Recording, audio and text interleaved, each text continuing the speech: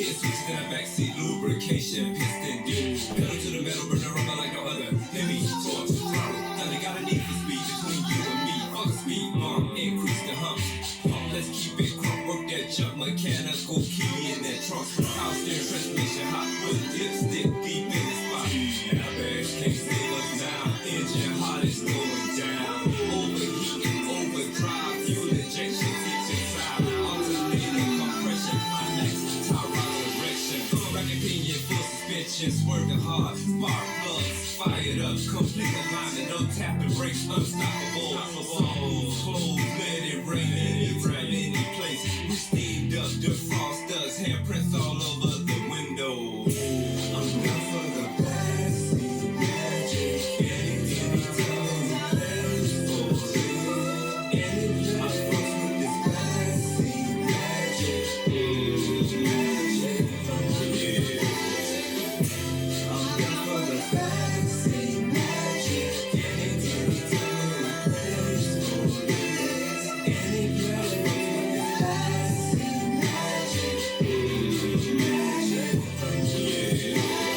Hydraulics, we was spinning, cruise control, flowing with it. Passive eyes won't stop us now. Let them stand and watch how we go down. Spaceship manual going in fifth gear, pole position. Pull up to the bumper speed, raising hit it from the back. We on the joyride, candy cane, stretch the frame. We hemmed up and head tossing up. Got the right away, no need to yell.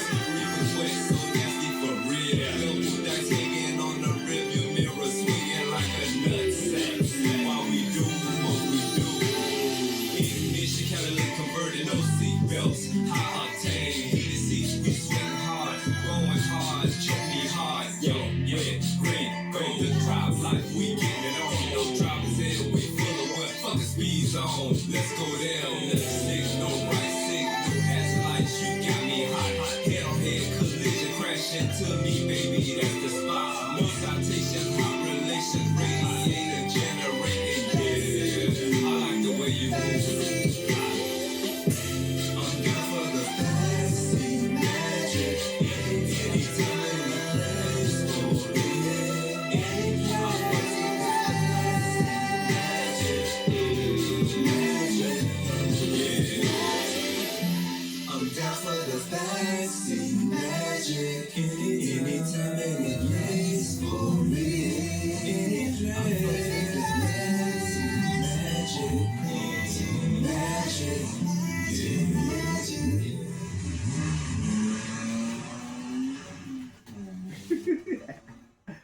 What's up, y'all? Good day. Good day. Today is December 5th, 2025, Friday. The song y'all just heard is called Backseat Magic, made by yours truly, Steve Osborne. Kevin Upson. Kevin Upson. We welcome y'all to another episode of, which one is this? This Freedom Styles After Dark this time, y'all. This not Freedom Styles. This Freedom Styles After Dark. We welcome you guys to another episode, and we get more comfortable with this, so as time go on, you're gonna see us getting better and better. Our topic today is basically our critiques, our opinions, our views. That's a season greetings as well. Yeah, season's greetings to everybody, whatever your Big weather change. beliefs or celebrations are. I'm sorry, go again. Big weather change. Yeah. You know what? I want to go get some bottled water. I'll be back, y'all. The temperatures has really changed. As you can tell by our attire. The weather been changing really crazy. Cold one minute, warm the next. But this time it looks like the cold is here to stay for a while. Every place is getting snow and rain.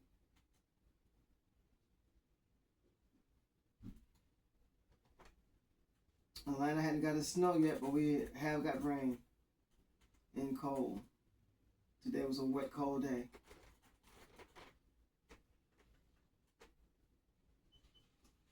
Hope everybody's out there safe and warm. I'm back. There you go. Thank you. You're welcome. I had to get the rest of my ginger snap too. Y'all know how I just love to eat, Bridget. She said, "Why y'all always eating?"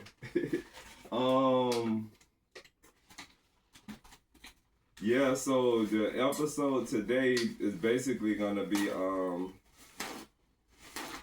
there you go, Kesha, need some paper towel. Our critiques on some Movies. You're welcome. On some movies that we've seen recently. We gotta put some post up, cause we did put the post up when we was headed to go see Wicked, but I'm getting a lot of stuff uploaded now from when we was gardening. Like we got just tons of content on the way. Thanks for the cash apps and likes and shares. And y'all know we can super donations. thanks. Yeah, we can do super thanks now too. So we more than appreciative for people to throw some super thanks in there. Thanks for all the subscribing and thanks for all the watching. We appreciate you guys. Yep. And Continue to join us. yeah, so the 4 movies that we seen were, we seen a movie on the life of Wendy Williams. We seen Wicked.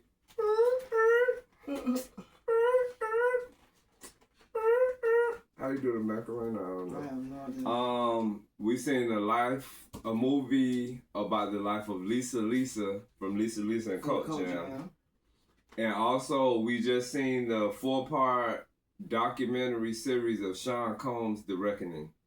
By 50 Cent. Yeah, Curtis Jackson. Curtis Jackson. You wanna start it off? Start off with Miss Williams. I've seen a lot of stuff that I didn't even know about her. I really didn't know when she came out as a gossiper or a talk show host, but she had a very sad story. I'm wishing her well, and Very good. What you saying? I said I'm wishing her well, and I'm hoping that she come back. Well, for me,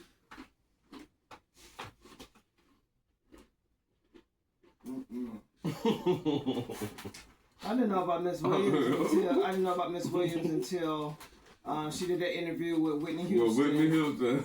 And that's when I first heard of Wendy Williams, and then I started trying to watch her. Yeah, cause that interview is historical. Hilarious too. She brought Whitney Houston out of her character. Like, I don't think I heard Whitney Houston cuss nobody out like that before. Whitney Houston had went off on Wendy Williams. And it's funny too, cause in her show, if I'm correct, Mariah Carey hung up on her. That's when I actually started I really didn't like columnists or talk show hosts, because they're not only, yes, everybody wants to know what's going on in the life of these movie stars, but they're still people. They were like, it seemed like they was messy. Yeah, they're still like people. a tabloids kind of thing. Yeah, they're still people. And then on top of that, once they're gone, that's when you start hearing people talk about how they feel sorry and all that. Why didn't you do that while they're here? Right. Those people, when they're at that weak point like that, they need help. And nobody really was reaching out trying to help them. Like a lot of times, if people was that concerned, I think if those people know that they was that concerned, that was saved a lot of lives. Mm-hmm. I forgot to turn this on. But I didn't like that part about these talk show hosts. I feel like they should, if they really care, they'll try to get the people to get help. Yeah. Yeah, because it seems like when exploiting them, like people start making fun of them. Yeah. Exploiting them at their weakness. Yeah. And criticizing them and ridiculing them instead of trying to help them. Because I think being those type of celebrities, let's use Whitney Houston for example, I think, okay, so for them to perform at those peak performances, I personally believe that in addictions, like for what they do, that's not regular stuff. So you got to tap into other parts of your inner self. So if they're doing cocaine, whatever they're doing it's taking them beyond what the regular person can do, to me. You know what I'm saying? Especially if they can perform like that. Yeah, Michael Jackson, whatever they did, it took them to where they needed to be to touch the amount of lives that they touch. Because they touch people's lives, and I feel like partially they use themselves as a sacrifice. I know people that are addicted to drugs that feel good and all that.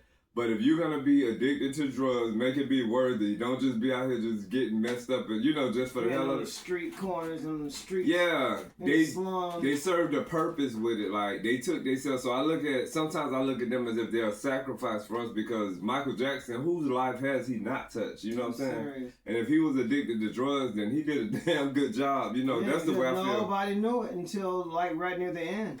And Rick James, like, these people did monumental things, and they human, like you said. So it's like, for people to know that they going through something and, you're getting rich and paid off of dogging them out, then it's like, what about you? Dirt, getting dirt on them. Yeah, it's crazy. Yeah. But then to each his own, you know what I'm saying? It is what it is. And then on top of that, like, they had their picks too, because they were like, they wasn't doing that with certain singers and whatnot, or certain people. They always only like certain ones they go after. Mm-hmm. Wow. But yeah, I never, after seeing Whitney Williams' story, I have like a certain feeling for her, because she's a human, like you said. Mm-hmm. But I never I don't think I ever sat through a whole Wendy Williams show. I know she's a comedian. You think? Like, no, she's just. Because I know she made people laugh, right? Because she has some funny moments, but she's like a radio. She was a radio. A radio personality. Yeah. Because I seen like some of parts of her show where I see the audience laughing and stuff. I really don't. Even though I listen sometimes, but I really don't like. When they get into people's lives and just make fun of them and make light of what their problems are. I really don't like that. That really shows the inhumane part of these journalists and people. Because what can happen later is it that can turn around on them. It can be them. Because when people get to see, Because like especially the people that take all these pictures, like if you flip that around and follow them, I guarantee you they wouldn't like it. It'll drive them crazy. Yeah, they wouldn't like it. They, for a minute they might like the little spotlight, but after a while when they start getting into their personal things, they wouldn't like it. It'll drive them crazy. They know exactly how those people feel. Mm-hmm. So no, I don't really. Even though you would like to know some of the things that go on in these people's lives, you don't want that. You shouldn't feel like you want to know that much of their personal lives. Yes, they're human too, and then they want their privacy just like you want yours. You don't want nobody camping out in front of your house, watching you come in with your grocery and taking out your trash. Yeah. Following your kids to school. You don't want none of that stuff. That's crazy. When you think about it, they look like the animals. Mm-hmm. They look worse than the people they're trying to make look bad, Really. It's crazy. Camping out at their house for just a picture that them bringing their kids home and all that kind of stuff. And then if you find out they're on drugs, okay, then what? Yeah. What you gonna do if you find out? And I know Wendy Williams is monumentally known for being that person to expose a lot of light on gay rappers or rappers in the DL or whatever they want to call it. So she was before her time with that. Yeah. Because look at it now.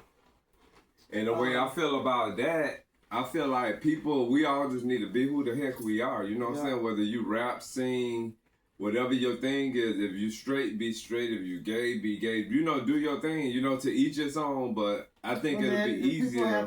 They have their right to want to be private because everybody have private. Most people want to live private lives. Yeah. You have flamboyant gay people that wants to be out and don't care who knows and want But then you also have those gay people that want to be private, want to have private, quiet lives. They don't want to They're not loud and obnoxious. Some people are just loud like that. And some people are quiet. Some people like to live their life quiet. Nothing wrong with that. Everybody need to be respected for what they want to be. And I think what they want to do. I think as people, we're entitled to voice our opinion or our critique, you know, about certain people or things. But I think it's maybe only we should go so far with it. You know what I'm saying? But like to each other, I feel like everybody should be able to be them and do them. And true enough, people, you know, want privacy in their lives as well. But the people that want to be on the front line, you know, talk about them the more. You know what I'm saying? Because Michael Jackson was private too. He was a private. Everybody have a right to be who they are and do what they want to do, except for pedophiles, because that's not right. And pedophiles can be men and women. And women, Because when I hear the word pedophile, you know the way our minds are conditioned. They always talk about men. They always say nothing of. Even when you start to hear murderers, they never mention that, but they put men out there for years. Yeah. And see, we have to restore a balance. Men have took the blunt of everything. Because I won't say any names, but I have seen some interviews where there's been men that are men now that said when they were boys that they were seduced by grown women, grown-ass women in the music industry. I won't say any names that took advantage of boys and had their way with them. And everybody got a problem with how they say some of these rappers, these men dealing with young girls and all that, but it's like when the women do it, nobody really say nothing. And even remember High Five? It's a song High Five got. That's with Tony Thompson. It's a song saying with that older woman. He was only 16, she was 25. Yeah, I think it's called. I was 16 and some woman was 23 years old. And see the thing about that, if it's a man doing that to a girl, he's the worst piece of The only person, my mother was the only one that wanted to do something about it. You know, everybody thought it was so cool. This now society is just. I wasn't even 16. I was 15. Society is crazy now. I wasn't even 16. I was 15 and she was 23. So I wonder what is it to where women can do that and then nobody, like people turn a blind eye. But if a man does it, he's like the worst thing on the earth. And I'm not saying it's good or bad. I'm just saying that it should be equal treatment. You know what I'm saying? Exactly. Because I feel like a child needs to be a child. You know what I'm saying? Like today, we was watching the little body cam things with the police, and about 3 or 4 episodes of what we saw, they were letting women get away with so much. It was crazy. There's one episode, a woman called the cops 7 times. And then she cursed them. She stood in front of her front door cursing them out. All kind of nasty words. And the only time they just stood there, first of all, calling the cops. They was going to leave. Yeah, calling the cops 7 times frivolously is a crime. Her ex took her dog. Yeah, her ex took her dog. And we see why, because she was just a lot. The ex did the dog a favor by taking the dog. But she cussed the police out. She insulted them. She verbally degraded them. She slammed her door in their face. Right, what, 2 or 3 times? Yeah, more than that. And they just stood out there taking it. And she forced them off of her property. They turned to walk away. Yeah, when they walked away, she actually started throwing rocks at the cops. And it's like they let her escalate to get to that point where she felt comfortable to throw rocks at them. Had that been a man, his face would have been in the pavement. The first time he cursed them out. They would have snatched him out of his house. Yeah, he was standing. He would have been standing in her house just like she was, standing in his doorway, cursing them out, telling them to get off their property, and they would have grabbed him and threw him to the ground. It's crazy, and that has to stop. Whatever that double standard or whatever you want to call it. That's beyond double standard. It has to stop. It's a mixture, it's a combination of things. It has to stop, yeah. It's a combination. We are all people, basically, you know, everybody's equal now. These are new days. Women are equivalent to men, so I think everybody need to be treated the same. It's only fair. It's only fair, yeah. It's only fair. It's only fair. You're not going to turn around and let an Anglo get away with something you won't let an African American get away with. You're not going to let a woman get away with something you're not going to let a man get away with. It just got to be fair all the way down. Yeah. These are the days that we're in now, you know what I'm saying? Everybody speak up for themselves. If they want to curse, they curse. You know, whatever come behind that, it don't matter what gender you are. Whatever coming for you, you know, it's coming for you. And yeah, even like with Wendy Williams, I'm sorry that she went through the things that she went through, but it's like she put herself on the front line because there was one episode I seen she like passed out on stage or something. Yeah. I don't know. That was really, I don't know what that was. I remember that. Yeah.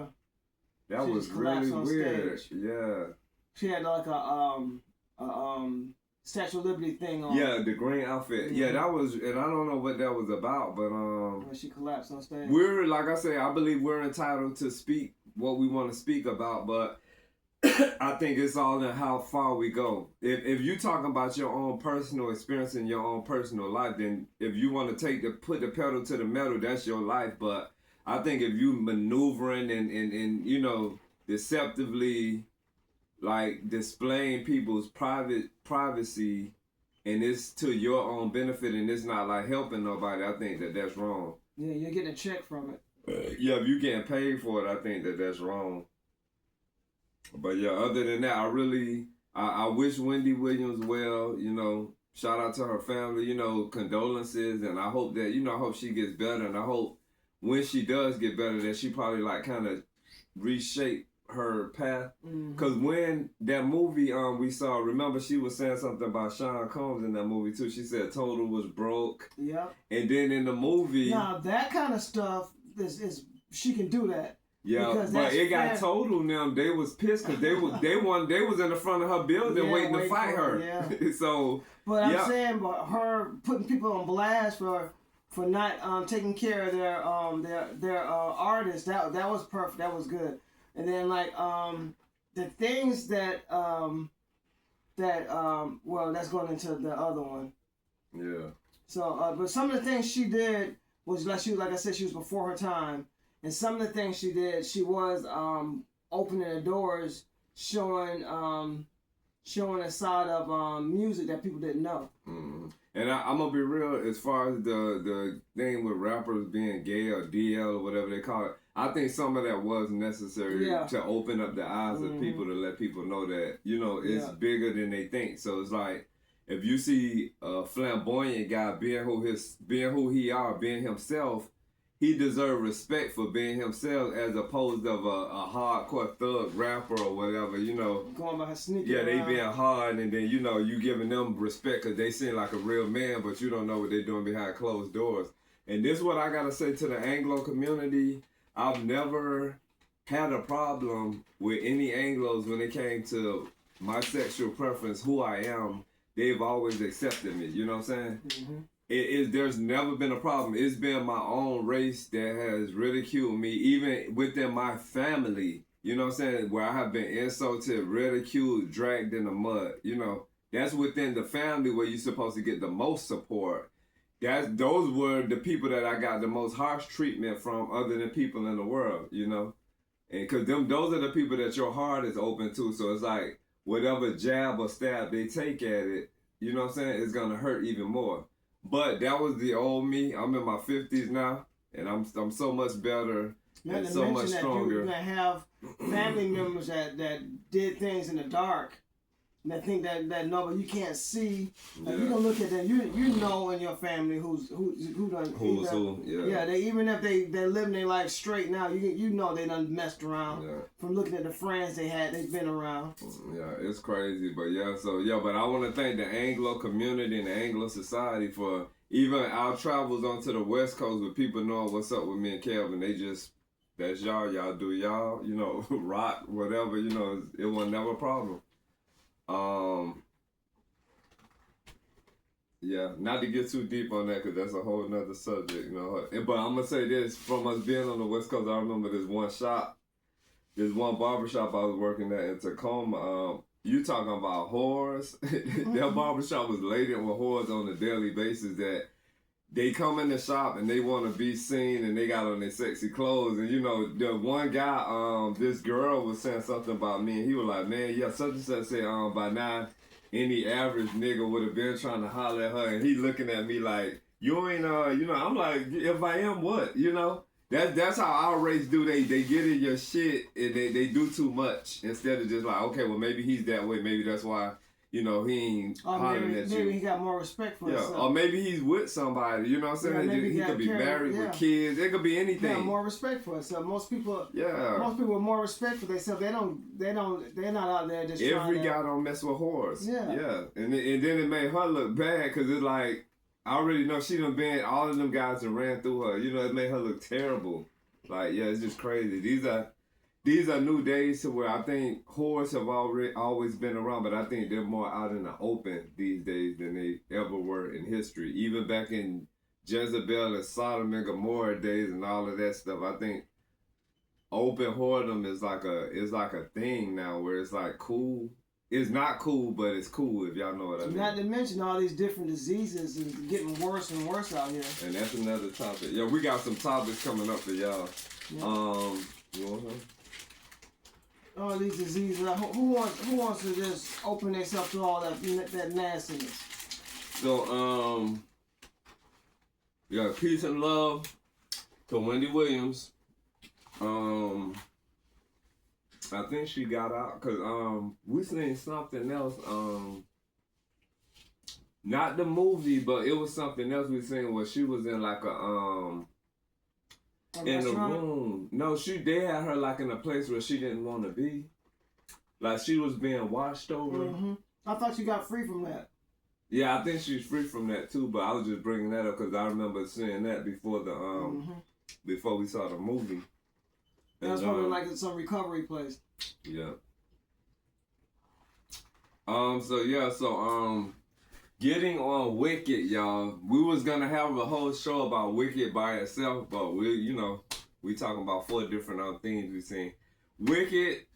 Did I turn that on? Phenomenal. Yeah, it's on.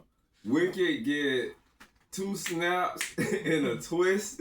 Wicked was the shiznit, like Cynthia Erivo, Ariana Grande, it was good.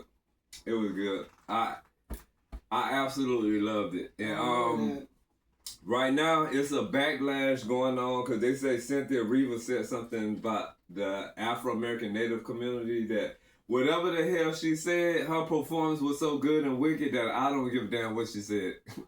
I seen a comment from her that said judge her by her work and not by, her opinions or whatever. She have a right to her opinion? Yeah, say what the hell you say. Just keep on doing what you do. You know what I'm saying? Yeah. They rocked that. They rocked it. And what I think it was something dealing with because she played Harriet Tubman. Yeah. So it was something I think she said about how she had to have a ghetto accent or something. Yeah.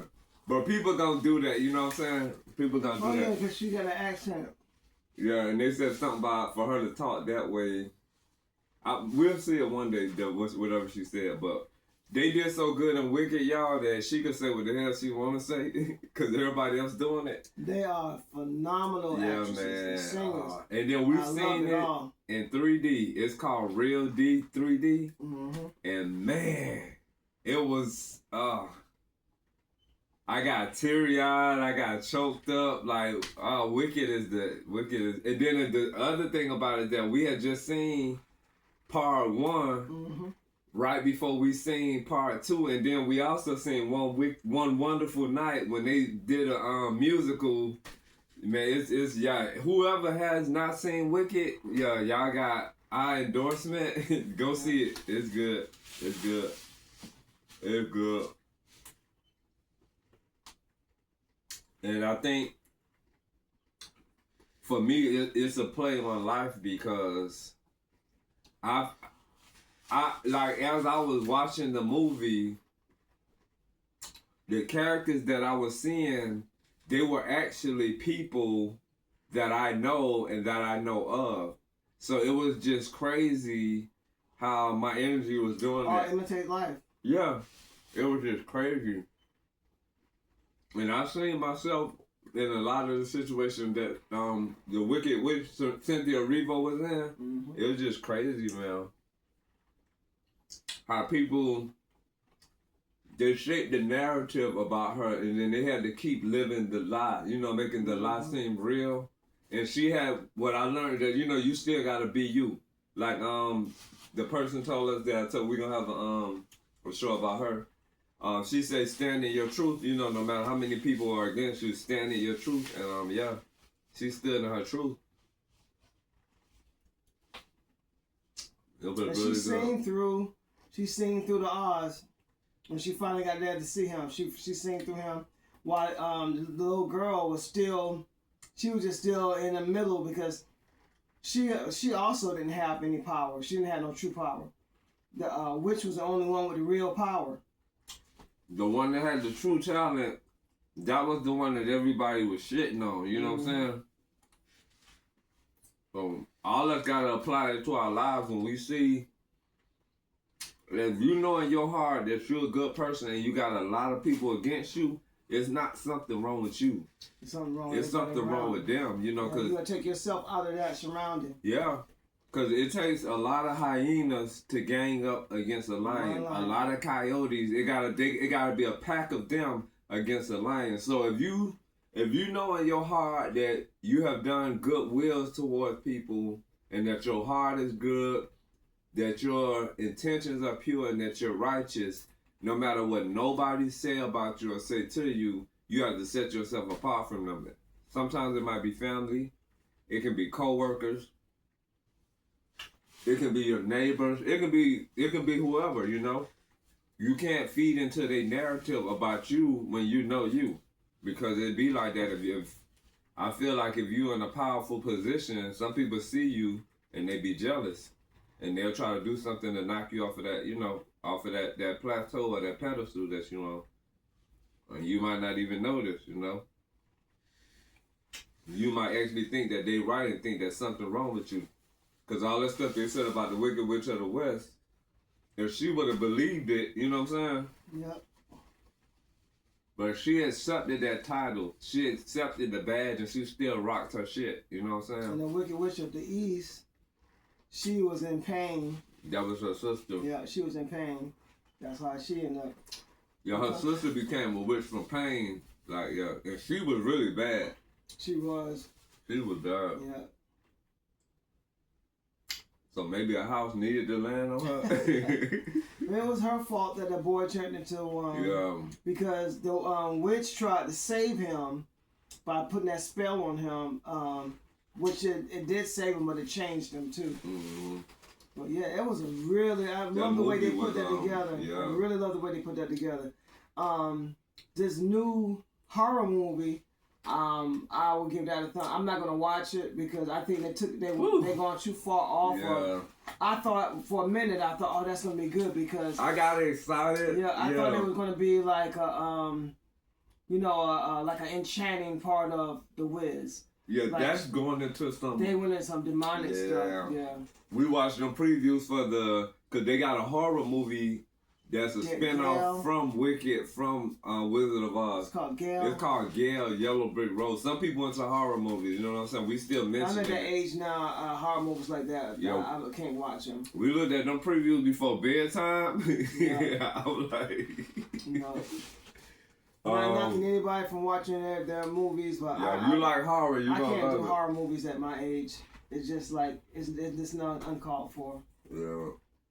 If they would have had some... If it would have had some like a better storyline to it, to like to play off of the Wiz, the ones we seen the Wicked, if they would have just played off from that to make it could have been good. I think it could have had some scary to it, but what we seen with that lady, that was dark. It's too dark. It could have been dark, cause they're in a dark side to be like a horror movie, not a gory horror movie. Yeah, for it was going into some other stuff. Something else, demonic. But to each his own. I wouldn't see it.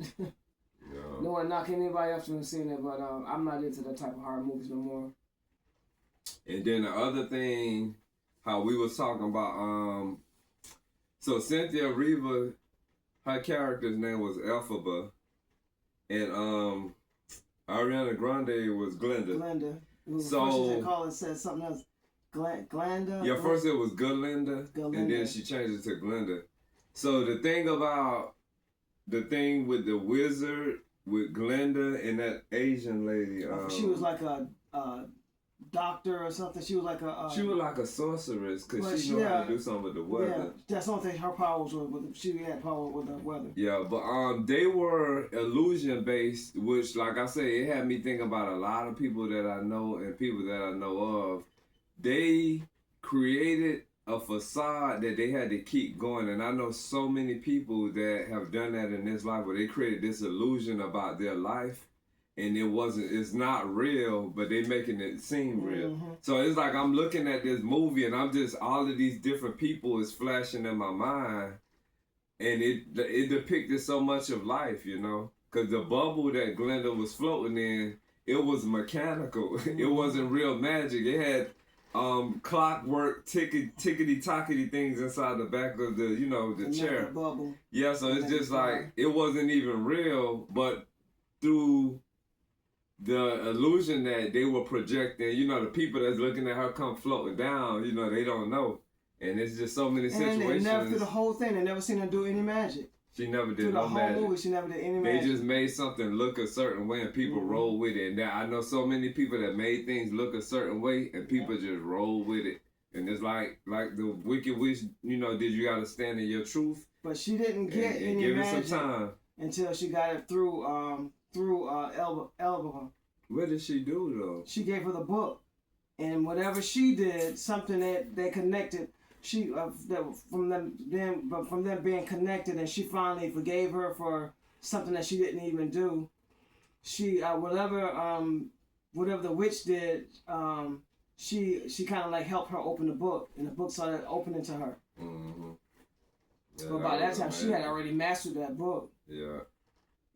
Because she already had powers to begin with. Yeah, before the book. Yeah, she didn't even know how to use them, but she already had powers. She had powers as a little child. Mm-hmm. Yeah, because when she used to get mad, that's when. I think that's how her sister got hurt. You think so? That's what they said. Something about she couldn't control it, and I think that's how her sister got hurt. Because she wasn't born like that. Wow. Yeah, brother, I told you I wanted to see it again because I know you probably missed that part. Oh, it was in there? Mm-hmm. That's what the father, that was another reason why the father. Mm-hmm. No, not part one. The part one. Two?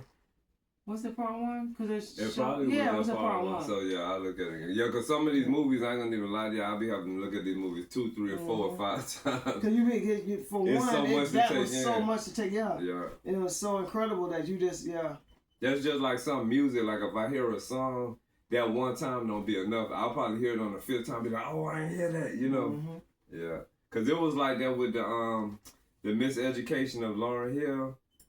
I would hear her CD over and over, and I just started hearing like stuff I didn't hear before, and it just made me excited all over again.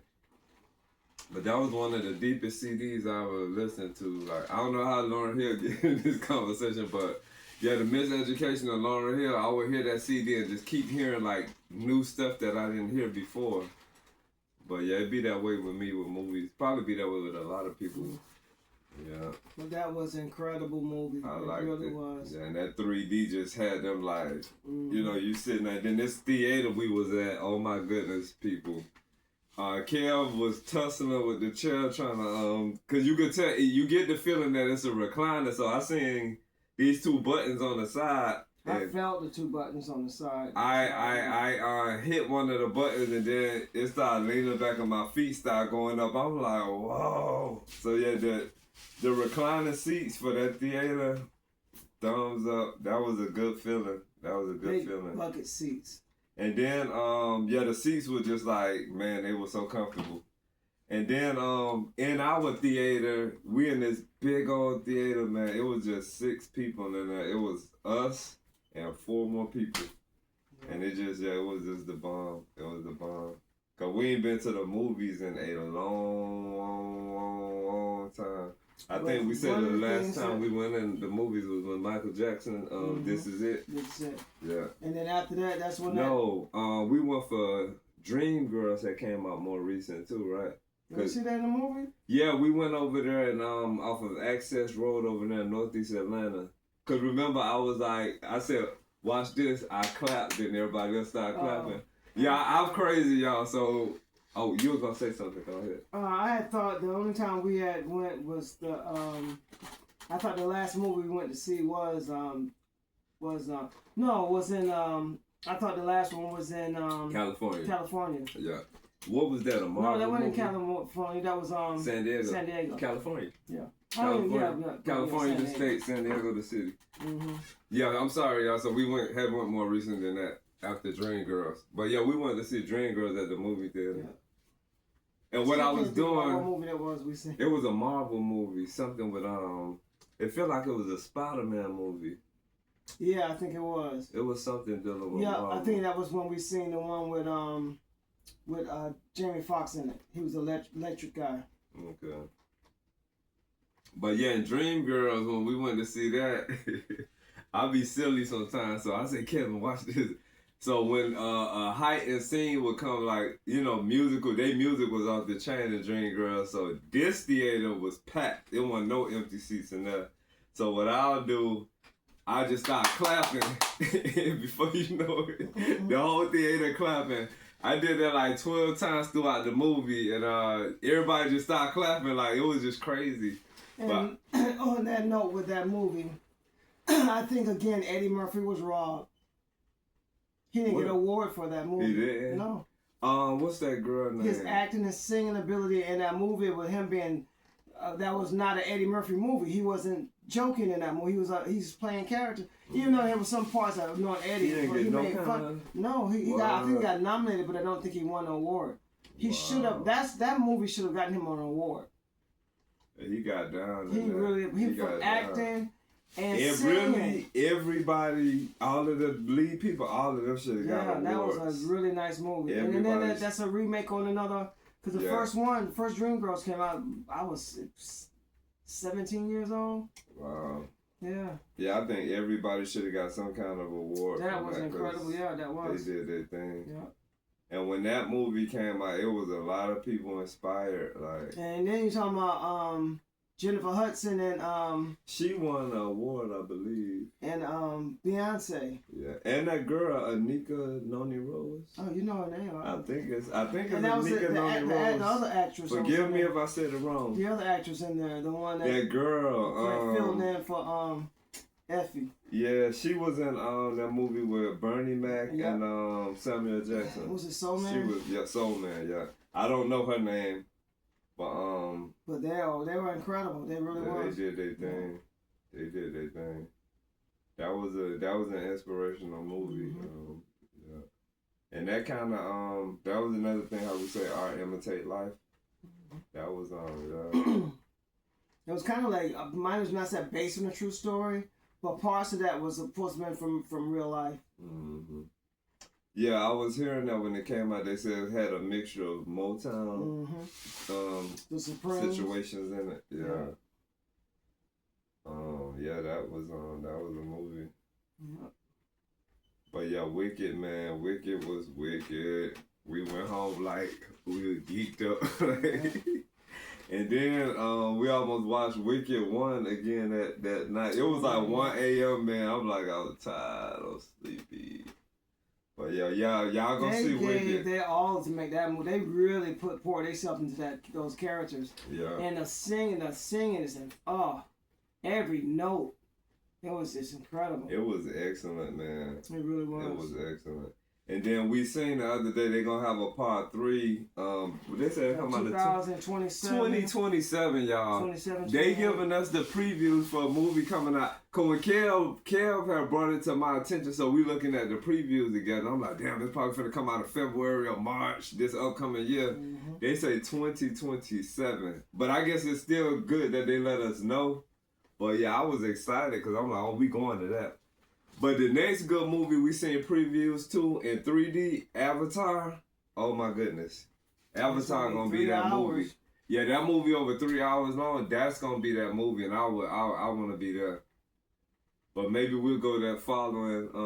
I don't like to go when it's hot when there's a billion people out there. Back on that subject, I was about to bring up. I think that's when what turned me off from wanting to go to public movies is when because you know I was always be the one that want to go see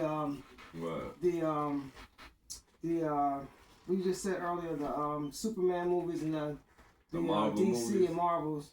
Was when that Batman movie came out and that guy.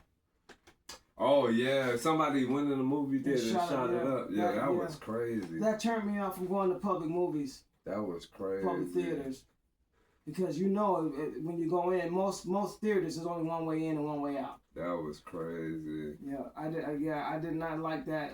I always, as a kid, That's I never. scary. Yeah, as a kid, I never did like that idea. I always say if anything happened, like a fire or something, you'd be trapped because somebody's gonna get stampeded trying to get out of there because all the bigger people was gonna be, pushing all the little people. And I ain't gonna lie, my favorite thing is going to the drive-in. When you drive your vehicle and you gotta turn your radio station to whatever the frequency is. That's my favorite thing because in the drive-in you can bring your food, Pillows, your snacks, cover. Yeah, your pillows, your cover, you just in your zone. And it was a drive-in, and it might still be open, but so here we go. So Marvel wasn't the last movie we went to see. It was Black Panther. We went to the drive-in. We went to Starlight Drive-in on Moreland Avenue to see Black Panther. And I'm gonna just say it because we're gonna start talking about different places that we go. I don't know what happened, but we have been going to Starlight for like that decades. screen that they said we was on had this dark stain down at the screen. movie was playing. It wasn't playing vivid. Yeah. Like we looking at the movie, we squinching our eyes trying to see the screen, and we just got to the point where we couldn't take it no more. So we got out of our vehicle, we locked our truck up, and we started walking to their, where you pay for your tickets. And when we got there, they had a long ass line of people that wanted their money back too. No, everybody started following us. We were the first ones going to. We were. Yeah. Because nobody was going to do the return, and nobody was going to get their money back. So we decided to do it. But when I tell y'all, it was so many people that wanted their money back. That was the last time we actually went out anywhere to go see a movie. Was Black Panther. But yeah, I'm a drive-in fanatic, like. But that was with Submariner, where they had the guy with the wings on the ankles. I forgot what they called. What's that called? Mercury or No, he was like Submariner. Like, this guy right here. You talking about in This guy right here. Oh, you talking about the other movie? So that's the movie we went to see. We didn't end up watching it because we couldn't see nothing. Okay. Yeah, because when you go to the because I know that person is called Mercury and also Nike. Not and then, this one. I'm talking about. I know who you're talking about. You're talking about the Greek mythology guy. This guy is like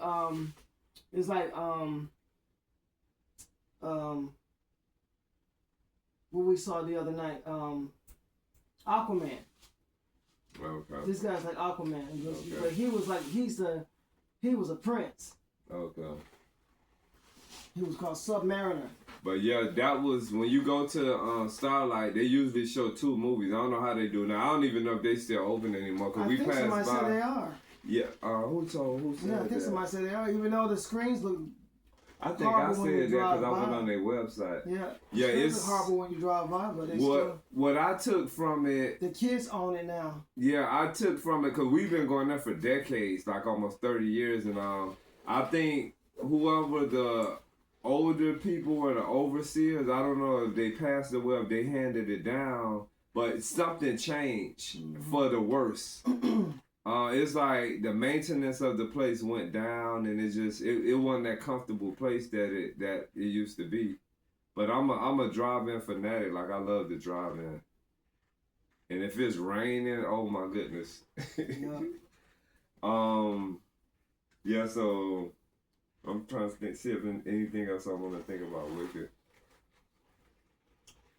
What I'm gonna say, how I was saying. While I was watching that movie, it was making me think about certain people in this life. The wizard, I don't know, I felt some energy from him that I felt from my father, because it was like he was fake. You know what I'm saying? Like he was getting props for something that wasn't really what it was. I kept thinking about my father when it came to the wizard, that he was like this behind the scenes coward that's portraying himself to be a certain way. It was just so many different things that was just like flowing through my head. And then when it's all said and done, he fled. You know what I'm saying? Mm-hmm. Just like my father did, he fled. And yeah. And He he made all wanted these to promises. use Alpha, you know what I'm saying? He made all these promises that he didn't keep up. Yeah, he didn't keep up with him, and then the promises he made, he couldn't even really live up to them. Mm-hmm. But he was his main goal was to use Alpha, Yep. you know. Exactly what he did. So yeah, when I was looking at the wizard, that was going through my head like, wow, it's amazing. It's amazing. But that man, that's a man that gets an F. The wizard get an F, and my father get an F minus. That's just horrible. What else? Anything else about it? Wicked? And the crazy thing about it, I know y'all gotta go see it. That's all I can say. But the wizard winds up being Elphaba's father. Oh yeah, yeah. They were father and daughter. So how the green come up about? I don't know what something. I think it had something to do with the drink. The drink he yeah, because it was in that green bottle. They got this thing called absinthe. Remember Moulin Rouge when they had? I think they were drinking absinthe and it made her green. That's what I believe. And then she was born out of like a type of because the mama was married. She was married. So I think she was born out of a kind of I don't know what words to use, but forbidden, like a forbidden love. Yeah, like something that shouldn't have been. Like what do they call them children when they say I know you're talking about. You know what word I'm trying to say? Like a love child. Yeah, but they got a word that's said that it's like it's not good. I think I know what you're saying, but I can't think of it right now.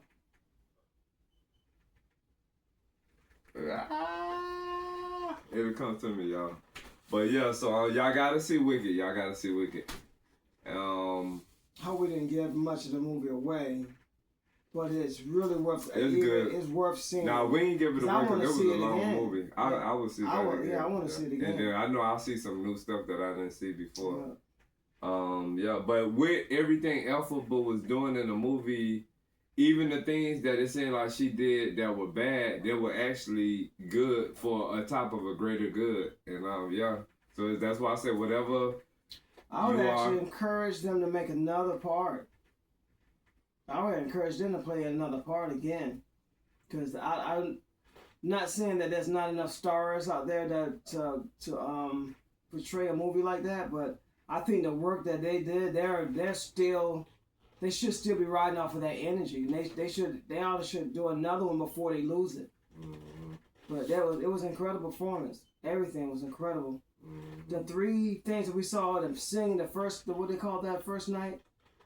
One Wonderful Night. One Wonderful Night. Yeah. Part one, and then the movie. Yeah, I think they shouldn't lose that energy they have for that movie right now. They should keep it going. Mm-hmm. I would ride it till the wheels fall off.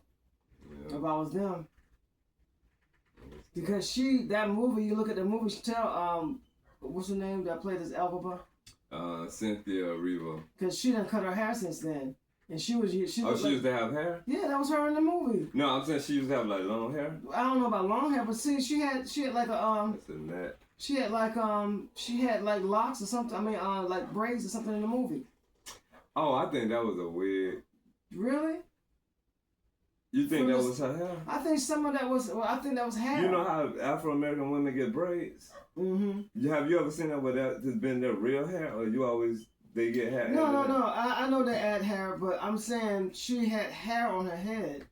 I think that was for the movie. I have a feeling that. Because then on top of that, look at her face, how much younger she was. Yeah, I don't.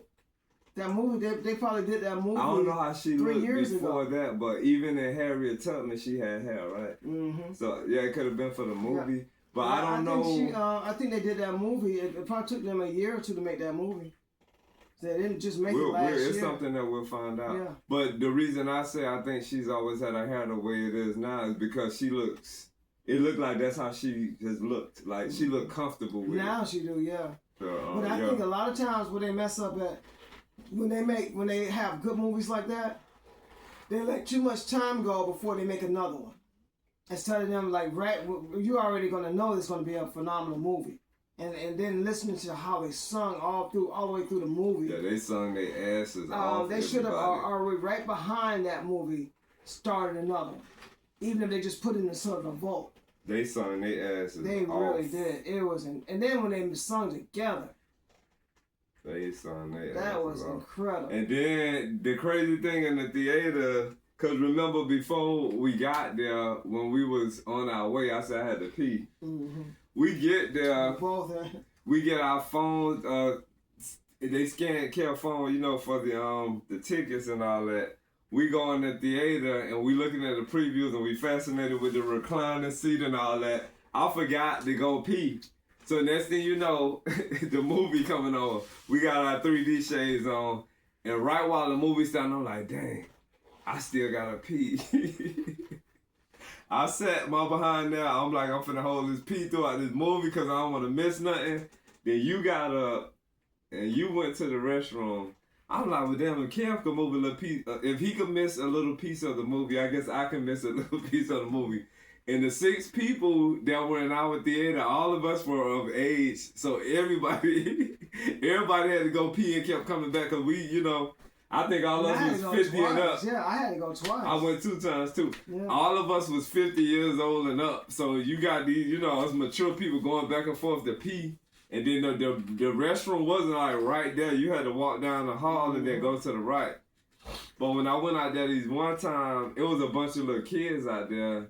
And they could hear the sound coming from the theater when I opened the door. And they were like, is that Wicked? Like, they was like geeked up. And I'm like, I kept walking. I'm like, I don't know who kids these is. And when we was leaving, I saw a woman bringing her son in dressed up like the witch. Wow. Yep.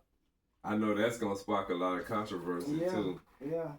Because on one wicked night, on one wonderful night when they were doing that, the little boy that she brought on stage, he was dressed like the witch. So I guess it's a thing now. I know that it might be some controversy going on about that women are letting their sons dress up like alphabet, like female witches. Because I believe it's male witches too. So, but they're called warlocks.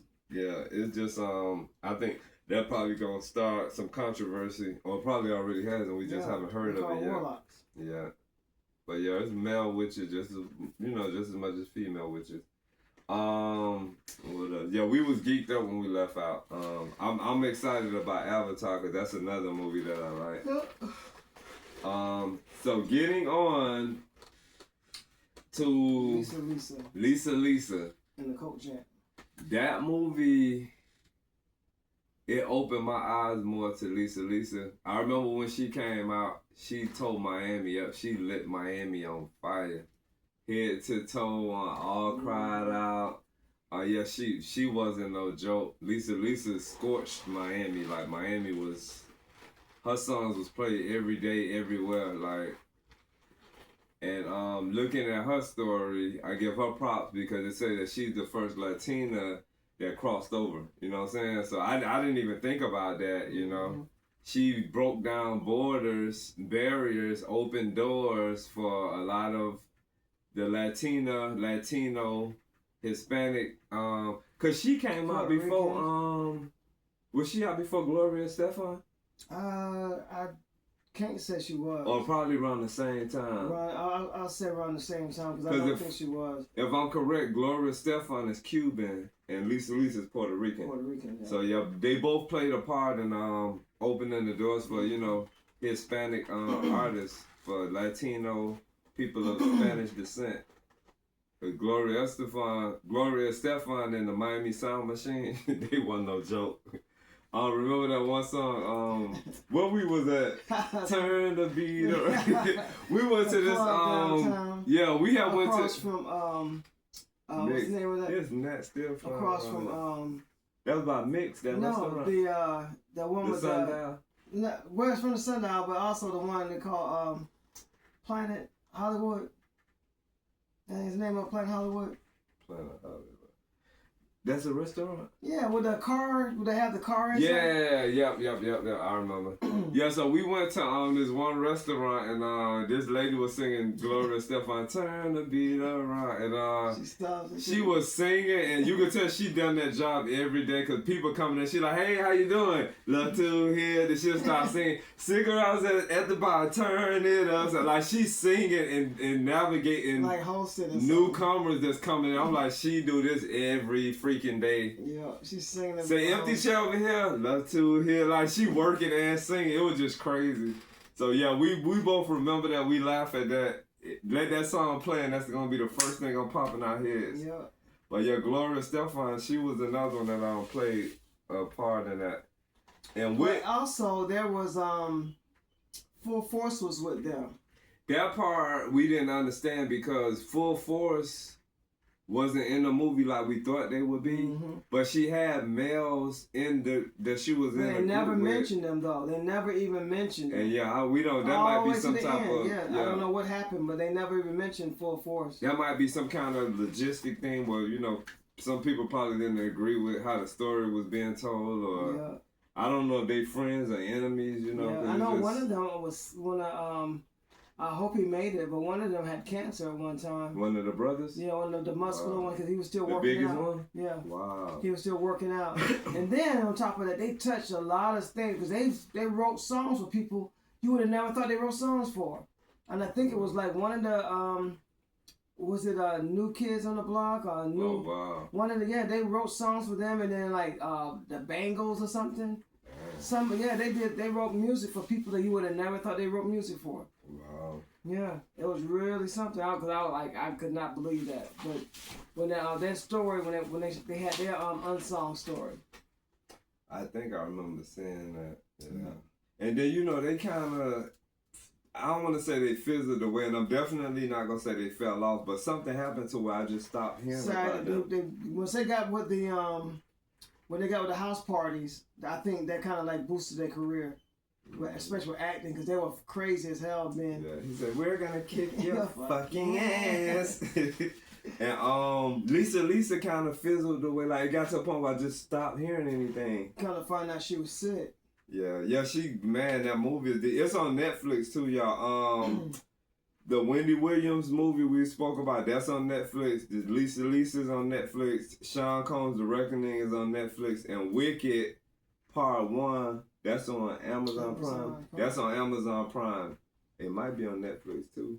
I think it's on Amazon. I didn't see it on Netflix. But yeah, they have been a while since we watched Netflix, and when we went on there, they had some new stuff on there. So getting on Lisa. Yeah, back on Lisa.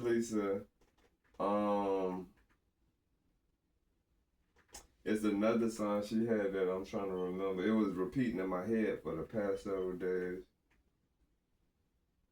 Head to toe. What's that song she said? Oh, that's the same one. Something about you are my jeweler now. Into bottom, I love you. I will leave you never. I got to take it. That song, man, Head to Toe was the bomb. That song was just repeating in my head. And then it got some parts sound like the 50s, and then it sound like, it's a mixture of, that was really nice how she did that. And my favorite song from her is All Cried Out. That's Full Force was saying. Yeah. They, man, yeah. It was a sad song, but they, woo. The guy, the African American guy that was with them, the one that wrote, he said he played the bass guitar or something. Mm-hmm. I'm trying to figure out who he was because I didn't remember just Lisa and the Coke Jam. Because I think the only time I remember them is when I saw Full Force with them. Full Force, yeah. So I never saw just But Lisa. you know what? It was more people there. Because Full Force was two brothers. It was like 4 people with them. I remember her and like 4 or 5 more people. It was a band, And so maybe those 2 people that were in the movie were 2 of the other people were part of the band, like minus Full Force. And then she had that female there that they say that's been a long time friend of hers. But that movie was it was inspirational. It was. It was, And then the thing that got me kind of that baked my noodle was you got to see how the industry was doing artists way back then. Yeah. The industry, like, they did her so wrong. They did her so wrong. Like, all of them, because that part is not right. And that's why I'm happy now that we're in the era of independent music artists, because it's like see, now. it was 4 of them, 4 guys. And that girl, that lady was there too, the lesbian lady. They don't show them, just the guys. 1, 2, 3, there's 6 of them. Yeah, I told you it was a lot. This is how I remember it, yeah. So whatever happened. How they got with Lisa, I don't know, but that's full force. Yeah. This is how I remember it. I remember it was a lot of people. Yeah. So now she had the Spanish guy or Latino guy and the African American guy. That made 8 guys. And maybe she'll have an interview about it one day, and she'll talk about, you know, why it was made the way it was made. Cause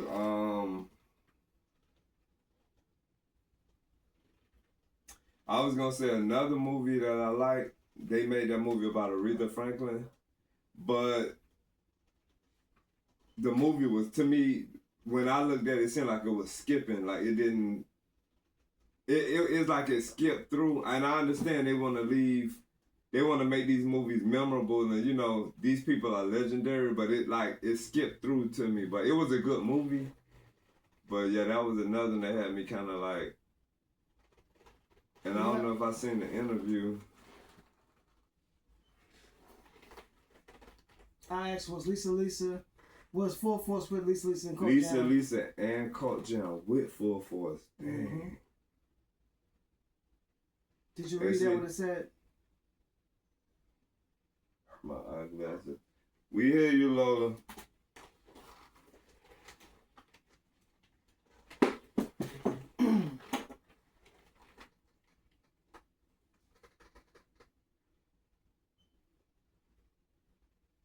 Lisa and Coach Jam with Full Force is the debut album of Lisa and Coach Jam in collaboration with the band and production team.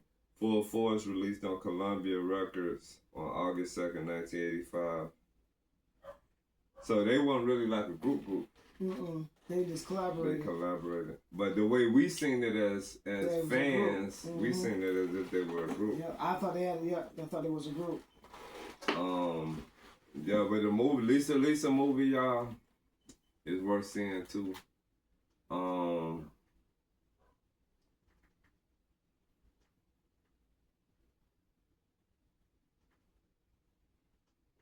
you want to handle this with Lola now? But she gotta go out. She's showing out too. You want to walk them and come back? Yeah. Hey, y'all, so give us a little intermission. We going to play some music. We going to walk them. Wait for me, Kel. We going to walk them and come back. And we walking them together because we got owls. Owls, OWLS. And we don't want no, you know, situation. So we out there with flashlights and weapons. Let me find something to play. We got little dogs. Yeah, because you know, owls, y'all see how small Nina and Lola is. Owls will come and just and fly back in the sky. We ain't trying to have our dogs fly away. So if y'all ever see an owl and y'all walking y'all dogs and y'all got your flashlights on y'all phones, a regular flashlight, you got flashlight in the air to distract the owl. And, oh, this went off. Hold on, y'all.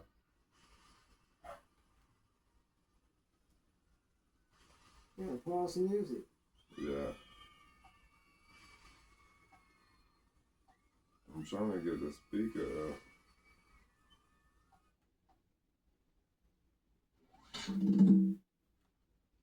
Okay, we got that part. Bear with me, y'all. Bear with me. Now I gotta find this. Hold on, Lola.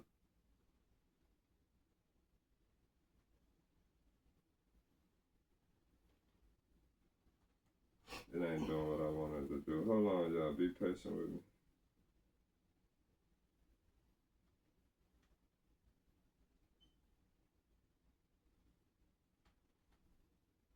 Okay, here we go.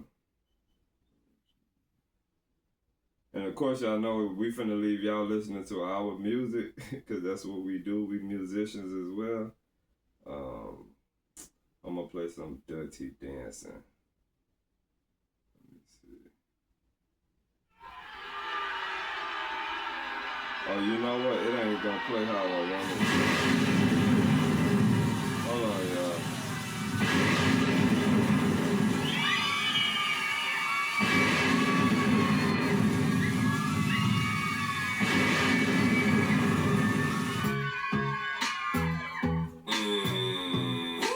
Let's try this now. Hold on 1 second, y'all. I'm almost done.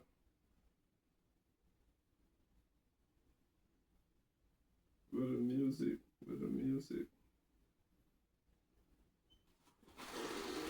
You know how when you're trying to do something on the spot and it don't work how you want it to work? That's what's happening right now. If I wasn't trying to do this, it would have been playing. Because I can put it on my mix and it'll play the playlist.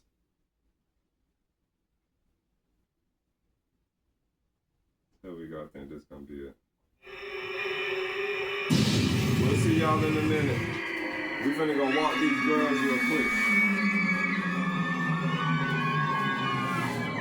Be right back. Y'all go get y'all something to drink and get some snacks. We'll get right back.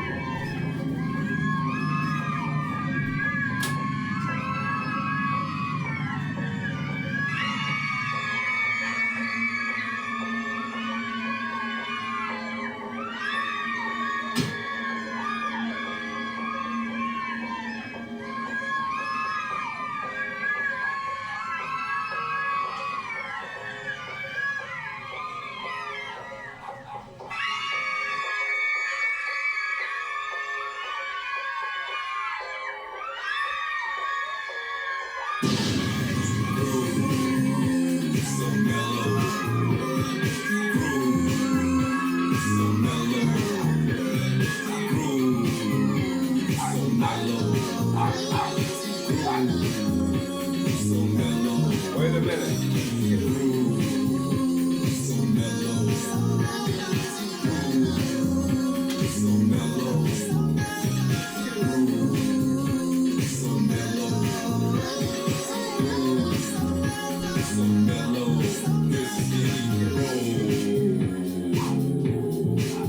Solid gold.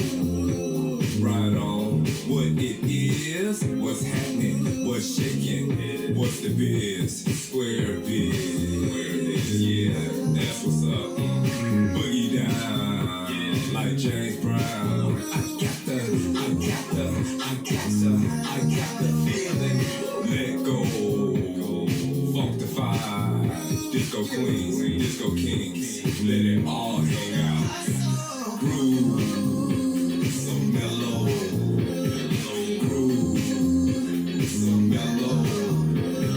Groove, so mellow. So mellow. Groove, so mellow.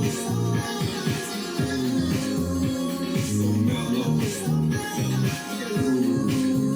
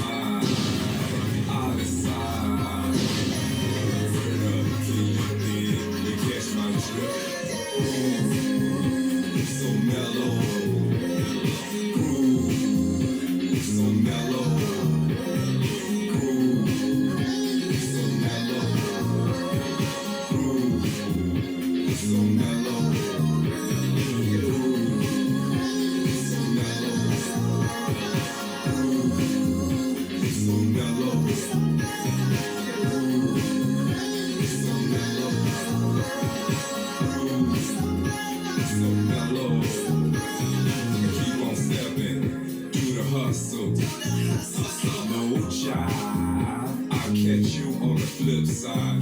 Keep on stepping through the funky chicken. No jive, I'll catch you on the flip side. With you.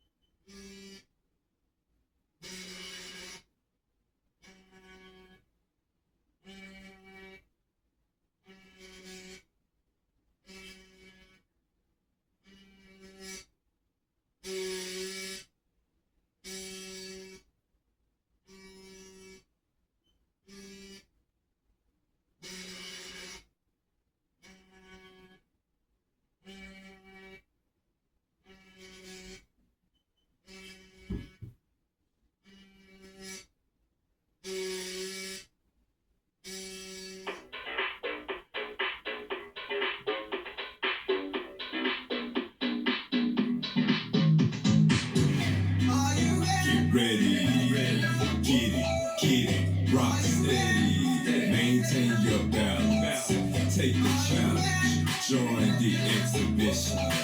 Can you win the race? Are you built for this? We can move fast, medium or slow, service preachers move, teacher, father figure, let's go. Is it November or December? I clearly can't remember. It's so cold up in here, Jack Frost just made it snow. Cold-blooded, cold nature freezing, sub-zero, iced out. Matriarchs and patriarchs, the energy is what it's all about. Ballroom zeros, we something like X-Men. No time for zeros, the power number is 10. Cups, trade, fish, banshee boys, knuckle draggers, lady de shore, trannies and grannies and nannies, non-binary, asexual, bi, tri, pan, queer, fags and drags and everything in between. Let's be clear, whatever your thing, just make sure that you real. Ballroom,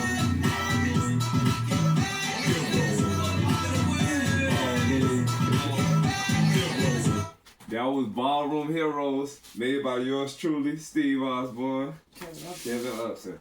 Okay, yo, we just walked the dogs. Yo, we got owls that be flying around. An owl that come down and get a dog and fly the hell off. What I was gonna say? The last thing we were talking about was Lisa. So you wanna go to the next one now? Let's see. We finish up on that. I think she beat cancer. Yeah, she beat cancer, but the way that label treated her, horrible. It was just disgusting. it was just crazy, man. And that's how the music industry was from the 80s, even going back. I think it's always been that way since the existence. Thinking about New Edition, that was just horrible the way those guys were robbed.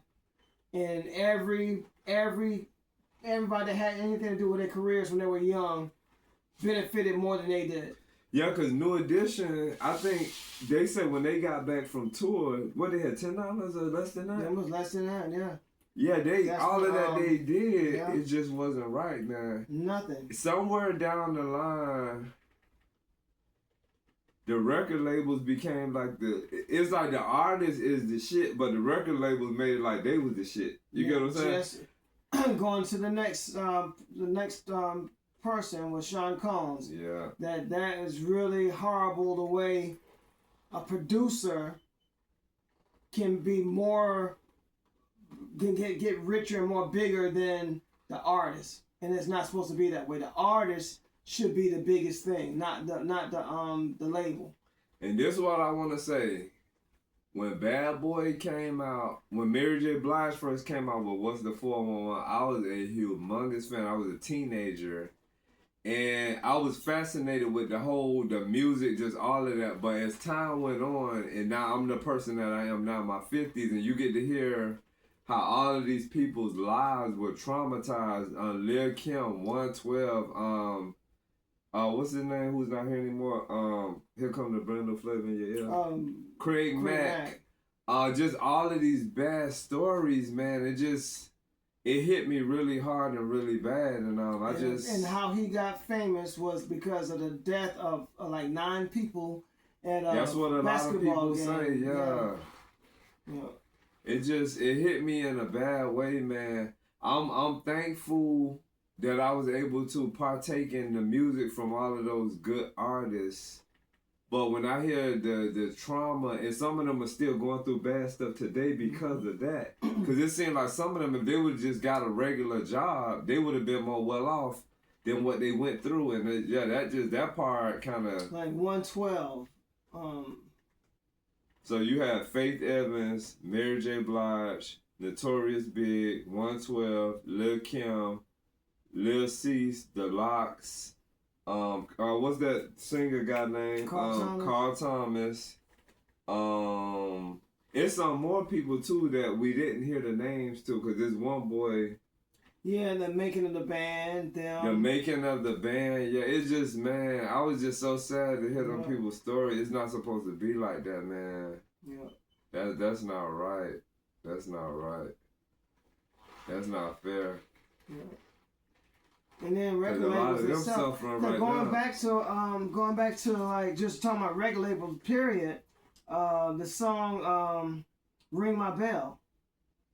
Anita Ward. Yeah. She was a teacher, and she didn't get any money for years for making that hit.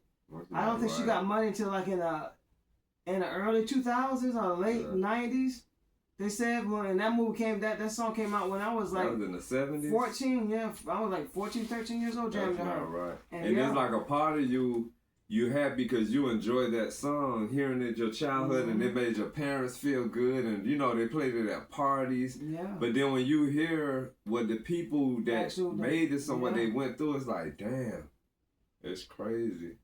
It's not supposed to be that way. Yeah. And then you start hearing about how these people live their lives, and they didn't just make the music just to make it for somebody else to benefit off of it. They did it so they can benefit. That part is unfortunate, man. That's really sad. And then the ones that did make it, I wonder what did they go through?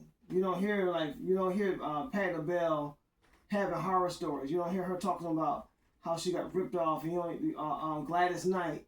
And even though Gladys Knight is still performing. You think that they have stories to tell? I think that I think everybody in the music industry, especially the old ones, Smokey Robinson, I'm sure they got stories to tell. I'm sure they got stories to tell. Because like we said, the music industry and the entertainment industry has always been the same.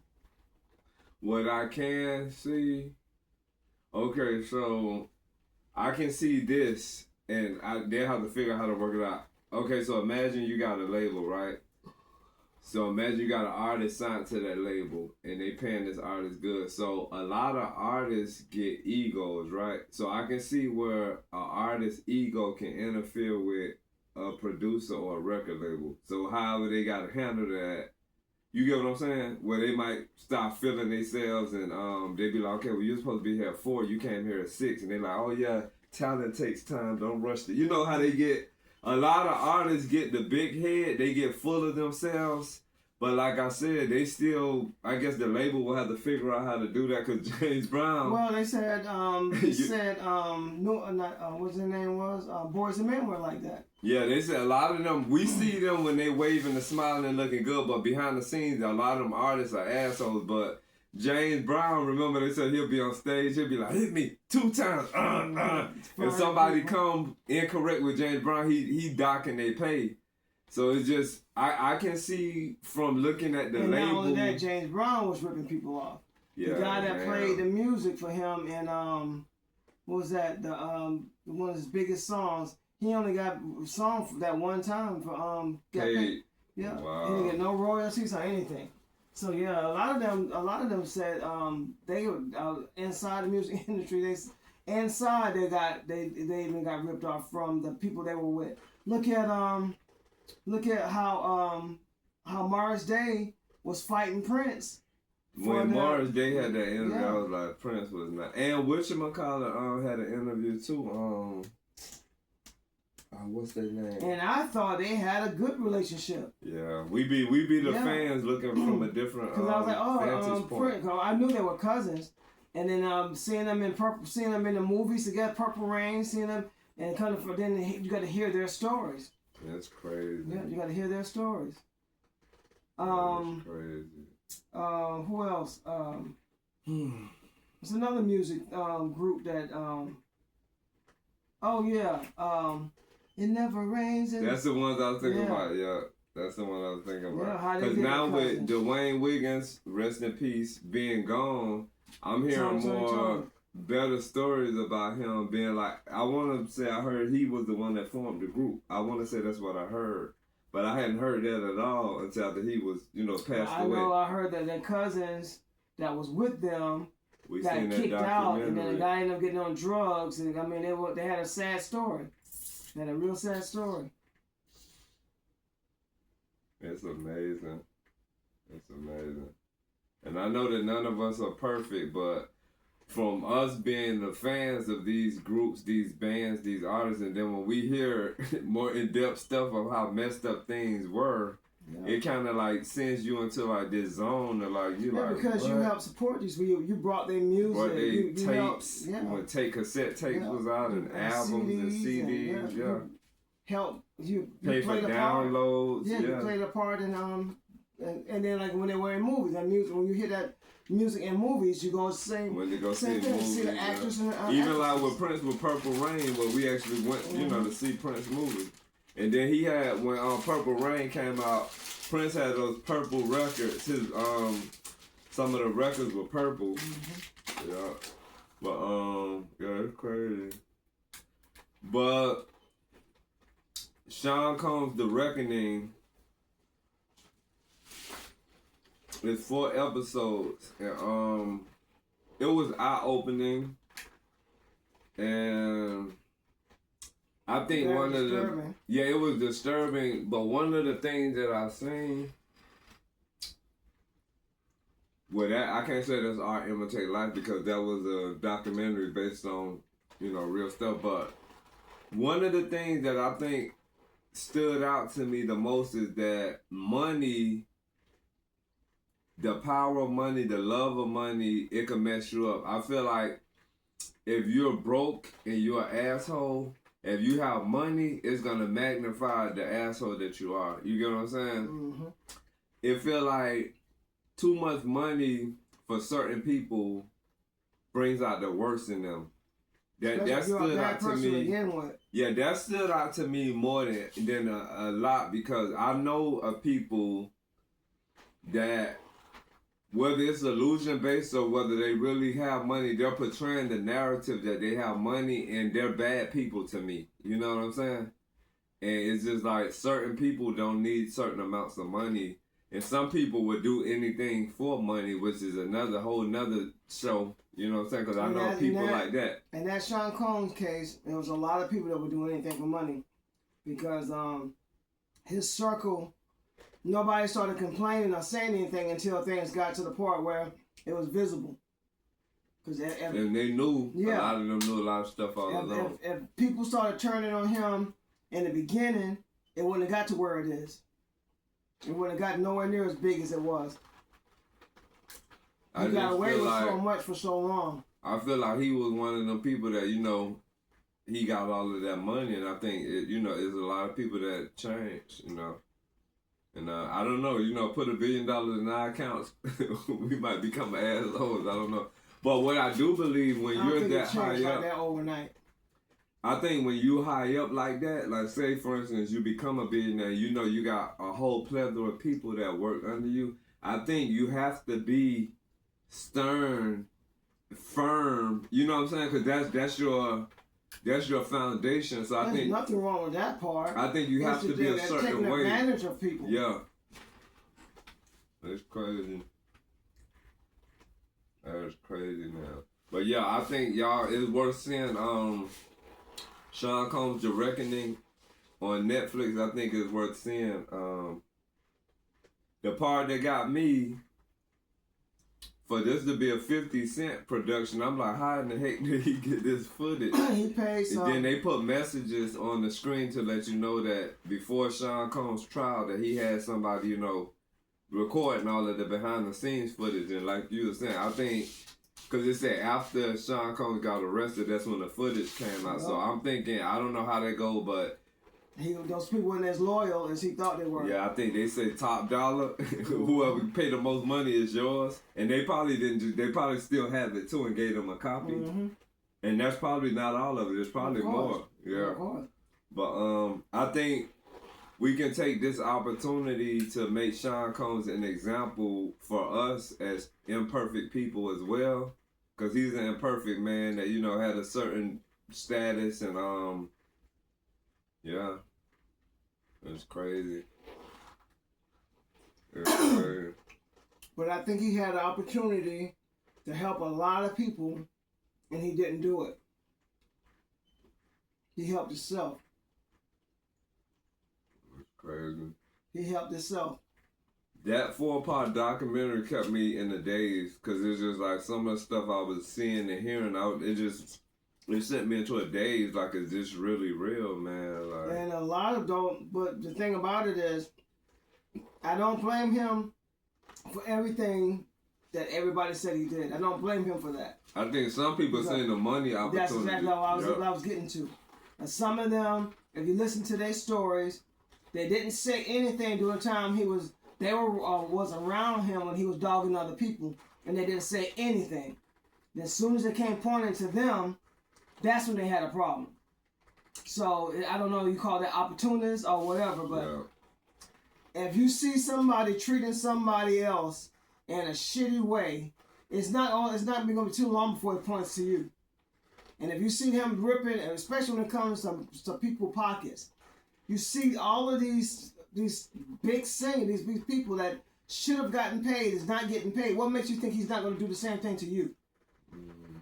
So that's where it comes back to the people that's in the circle that's joining into the lawsuits. Now, you know, why didn't you do that in the beginning? It wouldn't have got as bad as it is.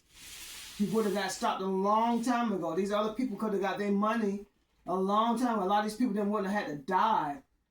And then the story to come out, and then they got to, you know, who wants to go through all that? You got to go to court to prove, and, you know, all you seen the beginning. You knew where it was before it got that far. I think the best thing they could have did, because, like, after all of the shit hit the fan, when they were like, oh, yeah, he been fighting Cassidy for years and doing this and doing that. Mm-hmm. I think the best thing any of them could have did, if they feel like they couldn't speak up to him, they could have disassociated themselves with him. And then it would have got to the point where nobody in the industry want to be around that kind of person. And they would have started looking at themselves. I don't know if they would have changed. But if you got a lot of people that don't want to be around you, then that's telling you that something is wrong with you, no matter how much money you got. Even if not that, they could have recorded it, and they could have leaked it out. After the first time, okay, you know it's going to happen again. And the next time it happens, I'm going to record it. And the next time it happens, I'm going to record it and I'm going to put it out. And show that this happened more than one time. And then, you know, I think this was a learning lesson for Sean Combs, too, because I think the predicament that he's in, I think he never thought that he would be there. I think the money probably had him self-deluded to where he didn't think that he would be in the situation that he's in. So I think it's an eye-opener for him as well. I feel sorry for him about the part where they said he got addicted to drugs, but before the addiction, he sounded like he was already like that. Before he got to the addiction, he was already like that, because after the 9 people died in that basketball thing that he had going. He got into the music industry, and then after he got into the music, he had Jodeci's career. He had, but from that he had Jodeci career. He had Albie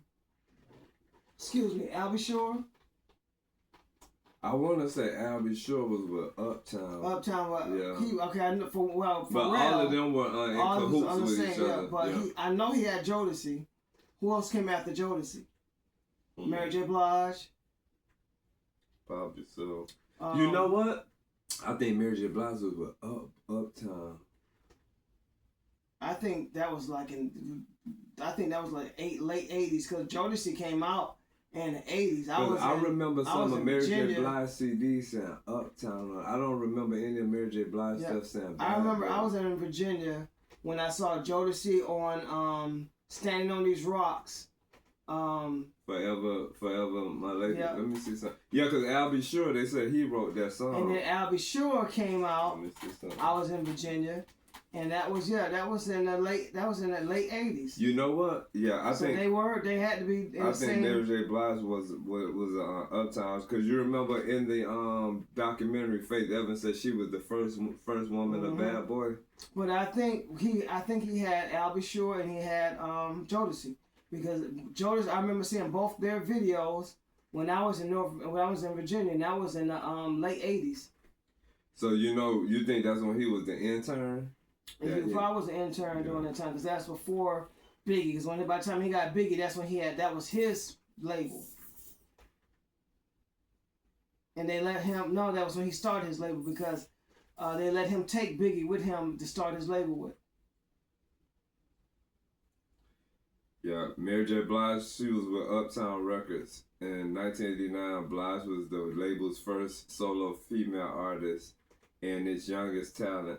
Blige was only 18 years old when Harrell signed her, so she was with Uptown. I knew it was something because I never seen anything with Mary J. Blige with Bad Boy, and I've been to a Bad Boy concert and they gave a hell of a performance.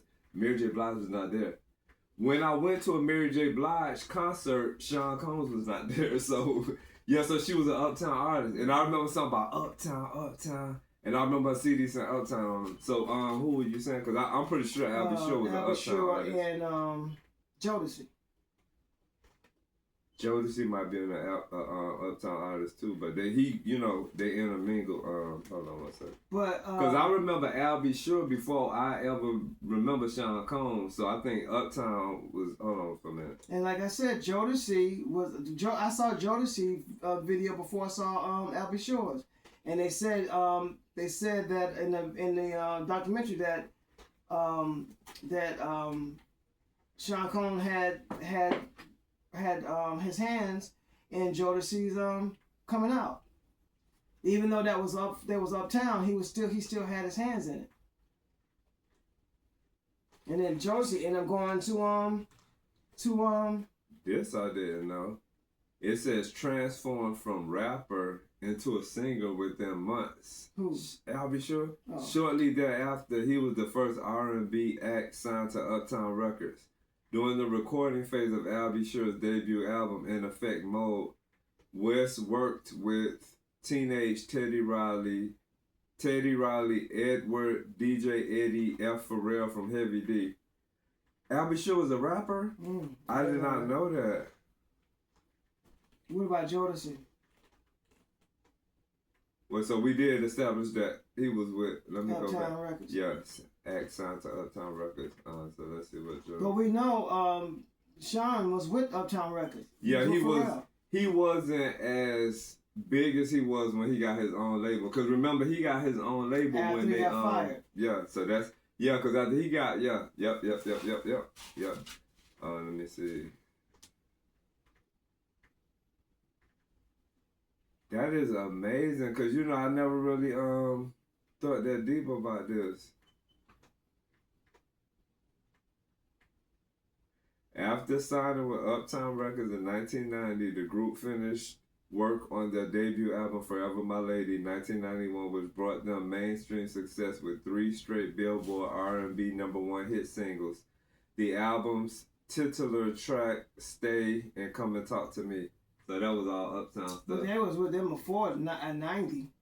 They was with them before 90. With Uptown Records? Yeah, because I saw Jodeci's video in North Virginia and that was like 88, 89. And then then shortly after that, Albie Shore came out.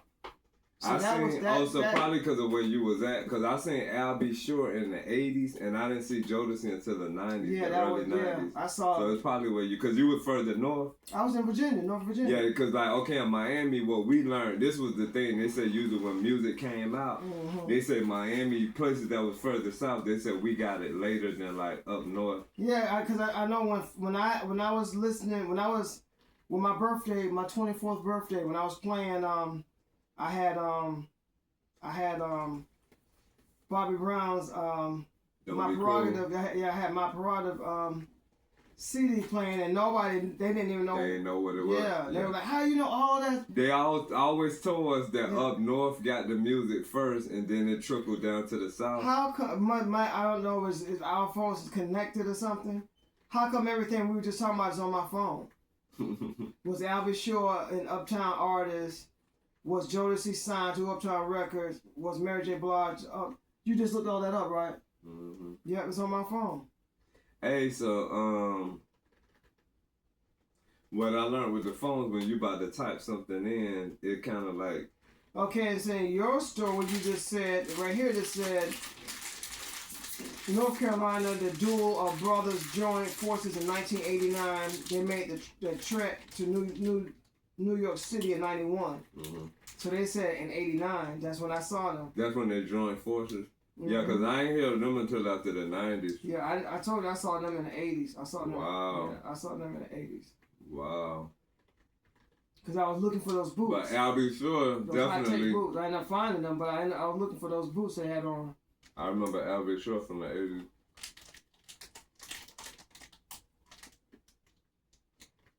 I remember Bobby Brown from the 80s. Yeah. I brought that CD. I had that CD. I had that album, and I had Babyface album, and I was playing all that. I remember Babyface from the 80s. Yeah, when I was playing that, nobody like they was like I stepped out of Time Warp or something. They didn't even know none of the music I was playing. I was like, wow! I had this album about a year. I had the album for a whole year. And what I'm gonna say, like, whoever engineered and put the 4-part series together, I feel like they let us tap into the mindset of Sean Combs. Like, they went all the way down to his childhood, and then we had a topic on one of our shows talking about single mothers raising boys. Mm-hmm. So I have a strong feeling that him being raised by his mom predominantly / only, if he ain't have no other male figures in his life, I feel like if he didn't shape himself after any male figures in his life, I feel like that played a part in him becoming the type of man that he was. Because we had one episode where we was talking about single mothers raising boys and girls. You know what I'm saying? We feel like, now I understand they say his dad was killed. You know, he got murdered. Yeah. But that was very sad. Him coming up, you know, under the tutelage in the household of a single mother, I think that can play bad in the lives of little boys and little girls, because you only looking at things from a woman's point of view. And with the boy, in most circumstances, in most situations, when a boy has been raised by a single mother, he's missing some man skills, some man qualities that he's supposed to get from his father. And then when a girl is raised by a single mother, she's taught dominance. You know, you got this, run this show, instead of being able to be taken care of, you know, by a man. And not only that, the boy is getting dominated by a woman. When so it makes the boy submissive. For once, most women, when they chastise a boy, they go in. They go beyond. That's what his friend said. They go higher, because they think that they raising a boy, and they got for him to be a man, they got to beat on him harder than they would be. I don't understand that with a woman's logic. All they thinking. You know, my cousin that went through that. Yeah. His mama, she tore him up from the roots to the tootie. When I came up in a household with my mom and my dad, my mom's always said, "I'm gonna wait for your father to get home." I think that's how it's supposed to be. She never wanted to beat me. I don't personally think a woman is supposed to beat her son. Like, that does something to a boy. And you seen my cousin in his 40s still battling with that shit from what happened, you know. And then it's like, you know, he's a human being, you know. That's just it's really sad. It's really sad. And then I seen later in life, you know, his mama played the victim. You know, she was like, oh, he's telling all these people about I abuse him. I don't think I need to be around him because he might try to hurt me. So it's like, now you the victim? You know, it's just this thing that, and I'm going to just say a lot of women make themselves the victim and don't take accountability like, oh, that was wrong. You know, that was fucked up what I did. I need to find my child and, you know, apologize. And yeah, I don't think a mother is supposed to beat a son. Like, I just don't. When you get older, you see, because the boys are not supposed to be, you're not supposed to become submissive to no female like that, to your mama like that. Like, that's crazy. It's crazy. None of us got perfect parents, but yeah, I just think that Sean, yeah, because his friend said when he got beaten, he said he felt bad for Sean Combs, and yeah, I don't know, man. Yeah, some women don't.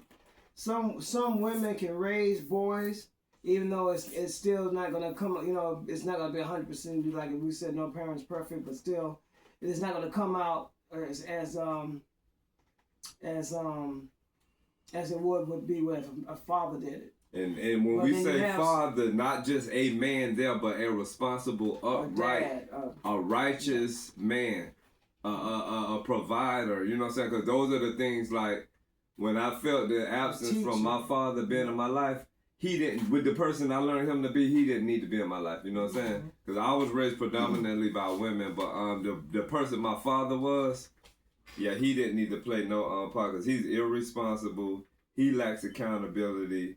He's a scam artist. He a snake. He's not a teacher either. Yeah, he's not a teacher. He'll teach you all of the bad shit. Yeah, a dad will also be a teacher because a dad is gonna teach a boy how to be how to come to shape as himself to be a man. He not responsible, so yeah, he didn't need to be there. Like him getting with my mom and them getting together, you know, I'm happy to be here, you know. But what I believe, had I not been born from them, these spirits, that's another show we got. The spirits that propel our bodies are ancient. So had I not been born into existence through him and my mom, my spirit would have came into existence through two other people. You know what I'm saying? It wouldn't have been just what a spirit just was. Or it would have been with your mother and somebody else. Somebody else, yeah. Because it's all about, birth is all about timing. You know, it got to be that right egg with that right sperm cell. Because, you know, when women go on their menstrual cycle, that's when they stop, you know, flushing eggs out. So if your timing ain't right, you could be one of them eggs that get flushed out. That's right. But yeah, that birth thing is all about timing. But I think that those spirits, they come to existence some kind of way. Because that was the situation when me and my dad was having it out of the VA and my uncle was on speakerphone. Mm-hmm. My dad talking crazy to me. I'm respecting my dad, but I'm speaking. I'm in my 50s, so I'm speaking. And my uncle like, hey, that's your father. You know, like he's the reason you're here. I'm like, okay, so that gives him right to talk to me any kind of way when he didn't raise me. We playing this game where I'm in my 50s and my uncle in his 50s. You know what I'm saying? But he always had this thing that he was above me, and I've actually lived more life than he has on so many levels. So yeah, every time I talk to him, his mind, he still is trying to be an uncle. Yeah, he could be. We were more like on the level of being cousins. Because we both in our 50s. Like my nephew and my little brother.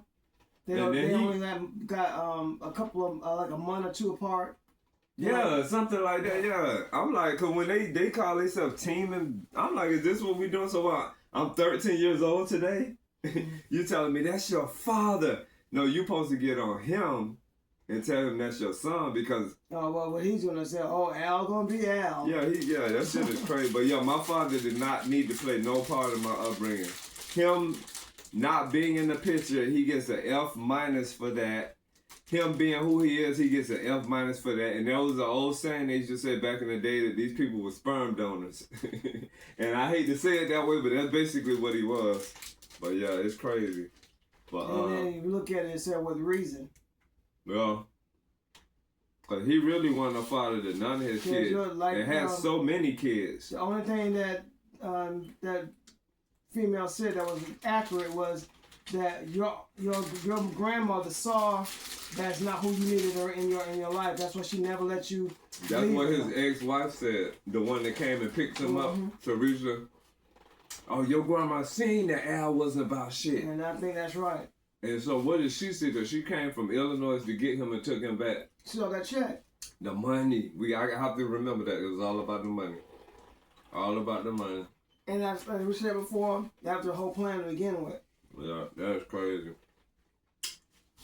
What we talk about now, y'all, if y'all go into our episode called Deadbeat Fathers, I think it's 3 parts to that. And this was going to be part 4 today, but we were talking about the movies that we just recently seen.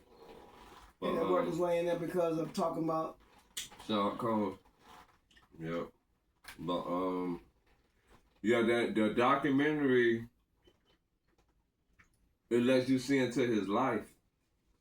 And yeah, I'll never think that a single mother is supposed to raise her son or her daughter alone.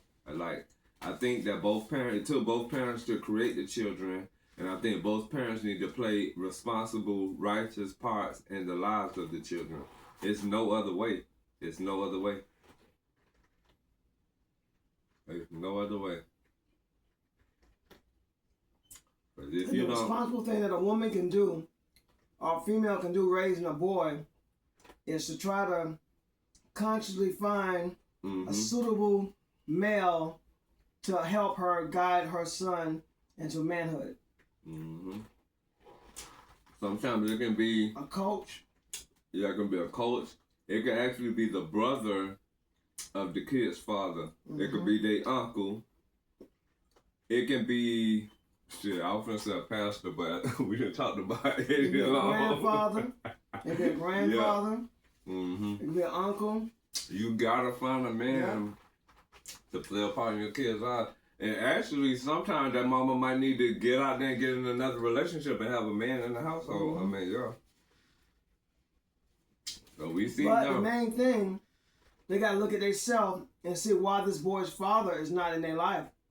Because if the father, if you laid down and had a child with this man and you're not married to him, he's not in your life and in the life of his child, somebody did something wrong somewhere. You didn't do all of your right looking at this man before you laid down and just gave yourself to him. Then after you made that mistake, you turned around and had a child, and then you didn't follow through with making sure this child had a guide in his life. And sometimes they don't have a child, they have more than one child. 2 children, 3 children. Yeah, that's wild. And it's not the child's fault. Yeah. But yeah, when it's all said and done, I think that Sean Combs was striving for a thing that so many of us artists strive for. But I'm gonna just say this, and I'm gonna be real with it, because this is what I seen. I think he lacked talent, and I'm just saying this, and that's not an insult. It's not a jab. I think he lacked talent because when I look at the life he had, it's like the talent surrounded him. He kept the talent around him, and then you got the people that wrote songs for him that were saying that he couldn't get it right, and maybe that's not who he was. You know what I'm saying? Maybe he was meant to be the producer, the arranger, all of the things that he did, and I feel like he got caught somewhere with wanting to be an artist and then wanting to be the producer too, and I think that's like, you can't not do only both. be the artist, he wanted to be a big star. He wanted to be a big celebrity. Yeah. I think that's what he got lost in. Cause when I went to, when Bad Boy was doing the tour after Biggie got killed, and when I tell you Sean Combs, he was doing everything. He was up there tap dancing. He was just all over the place. Like, it's like he was a kid in the candy store. It looked like he was having fun. He was having fun. I'm going to just say it like that. But when those artists came out, they was on their shit. They knew this is what I do. He was out there just like, like he was just having the time of his life. But when Lil' Kim came out there, she was about her shit. When 112 came out there, they was about their shit. They was on what they were supposed to do. And I've never seen Sean Combs as that type of person. He just was like, I've always seen him. There's nothing wrong with being arrogant because it's a form of confidence. But I think when you lose your balance with it, that's when it's a problem. You know what I'm saying? But in that industry, arrogance is a thing, and that's why I was saying maybe sometimes some of them artists become hard for the labels and the producers. You know, and then what happens when it's the producer? That's a whole nother ball game because now it's like you got the producers over the artists when it comes to all of the, you know, and the chain of command. Not knocking anything about him. I just wasn't a Sean Combs person. I like to hear Biggie songs. I like 112. I like Mary J. Blige. I like Total. I It was some excellent artists came out. I like all that music. We said his name. Mace, but also Carl Thomas. Carl Thomas. Yeah. Carl Thomas. Yeah, and I thought his career was short-lived. And you know that song they have, Emotional, him and Faith Evans? Yeah. Man, y'all, woo. But when Emotional came out with Faith Evans and Carl Thomas, I was like, oh. I just wasn't a Sean Combs fan. I really wasn't. What? When he danced, I kind of like one or two videos. I was like, that was nice. But then I saw him in almost everybody video. I was like, okay, he's just really all over the place. What got me was the dancing, because he'll be on somebody's video. It was the mystery, because you're like, who is that? And they'll show him just enough. And then his dress code, because whoever his fashion designers was, they had him dressed up nice. So I have to say that those were the two big things that got me was his cameo appearances. But like you said, then you just start seeing him everywhere, but then he wasn't doing anything. And then come to find out that he was paying himself being on these people's albums. If he even that was just too much. That's when you're giving a person too much power for them to be the producers, and then they're gonna be the producers. Then they're gonna be in your video, dancing. Then they're gonna be in your video doing collaboration. They're producing the record. They're collaborating with the record. They're dancing in the record. They're in the video. Yeah, he was. I think he wanted to be an artist. I think whatever happened when he did his internship. And he became that person that he was. I feel like in his mind it wasn't enough. I think he wanted to be the owner, the producer, the artist. He wanted to be so many things. And I've never been in that position, but yeah. They let him get away with so much stuff that, he didn't see no wrong with what he was doing. He lost himself into all the dark stuff. He just lost himself. That goes back to that money. When people get a certain amount of money, you just have all these yes people around you. Yep. So like I say, and when you got drugs involved in it, it just goes from bad to worse. I think that it's an example for people, because there's some people that's about to be billionaires in the future, and then I think they look at his life and what he went through and just remember that can be them. You know what I'm saying? It could be any of us that get, more money than we can handle. But I think anybody that falls into drugs need help, and he didn't get the help that he needed. And the people that was around him seen everything, and nobody really tried to step in and say, okay, hey man, you've been doing this for a while. I think you need to get some help. And then that person if they don't comply and there's too much, just disassociate. You know what I'm saying? Go your own way and let them do them. And then when they see enough people like, damn, nobody hang around me anymore, then they're going to look in the mirror, or they just going to keep going down, but it's going to be, And then they turn a blind eye to the beatings that the other the women that he in his life had. They turn a blind eye to him ripping the people off. And then as soon as it comes to them, that's when it's me. Okay, he did this to me. He did this to me. Okay, so. Nah, I was with him on that because I just feel like I feel like a lot of people were opportunists, like you said. I think they seen an opportunity to cash in, and they was like, shit, me too, Yeah. It was guys, there was females. I just think, some of them just jumped on the bandwagon. Yeah. And I think that was a learning lesson for him as well too, What you gonna say? I said you can't really blame him for everything. Yeah, You can't be blamed for everything. Yeah, I agree on that. Yeah, he had a hand in some stuff that he did. He got out of control with. But like I said, these people was around him. They seen the decline in him when the drugs got involved, and nobody bothered to step in and say anything. And then they saw him doing the things he did to the females. They saw him doing the things he did to the singers, and nobody said nothing about any of that until it got to them. So if they really wanted to say anything, they should have said it when it first happened, and then it wouldn't have got as big as it did. And if anybody cared about him, they would have cared enough to interact. And that's another thing for him to see who truly loves him. Yeah. They would have intervened. Yeah. Somebody would have said, in the beginning, "Hey man, this is not right. You're going. I can see what your vision. You got a nice vision what you want to do, but this is not the way to go by it." And that's the people that truly love you. They're gonna keep it real with you. They're gonna keep it real with you. And then, like, say he still could have been as big as he wanted to be as a producer. He could have been as big as he wanted as a collaborator, but him just being this big star, I just didn't never see that with Sean Combs. Yeah. But as far as his vision with music, he did that with a video. It was somebody him putting else the videos like together. that. If that was him, Yeah. that was his vision with the videos. He did an excellent job. Yeah, because I think it was his idea to have Jodeci with those boots that everybody liked. I had got me some of them boots. I did Those too. boots was the shit. I told you that was the first thing I seen when I saw. I think them that on was the- his. on the beach. Yeah. I think it was called High Techs. Okay. The boots at the time was called High Techs. Yeah, I think Sean Combs.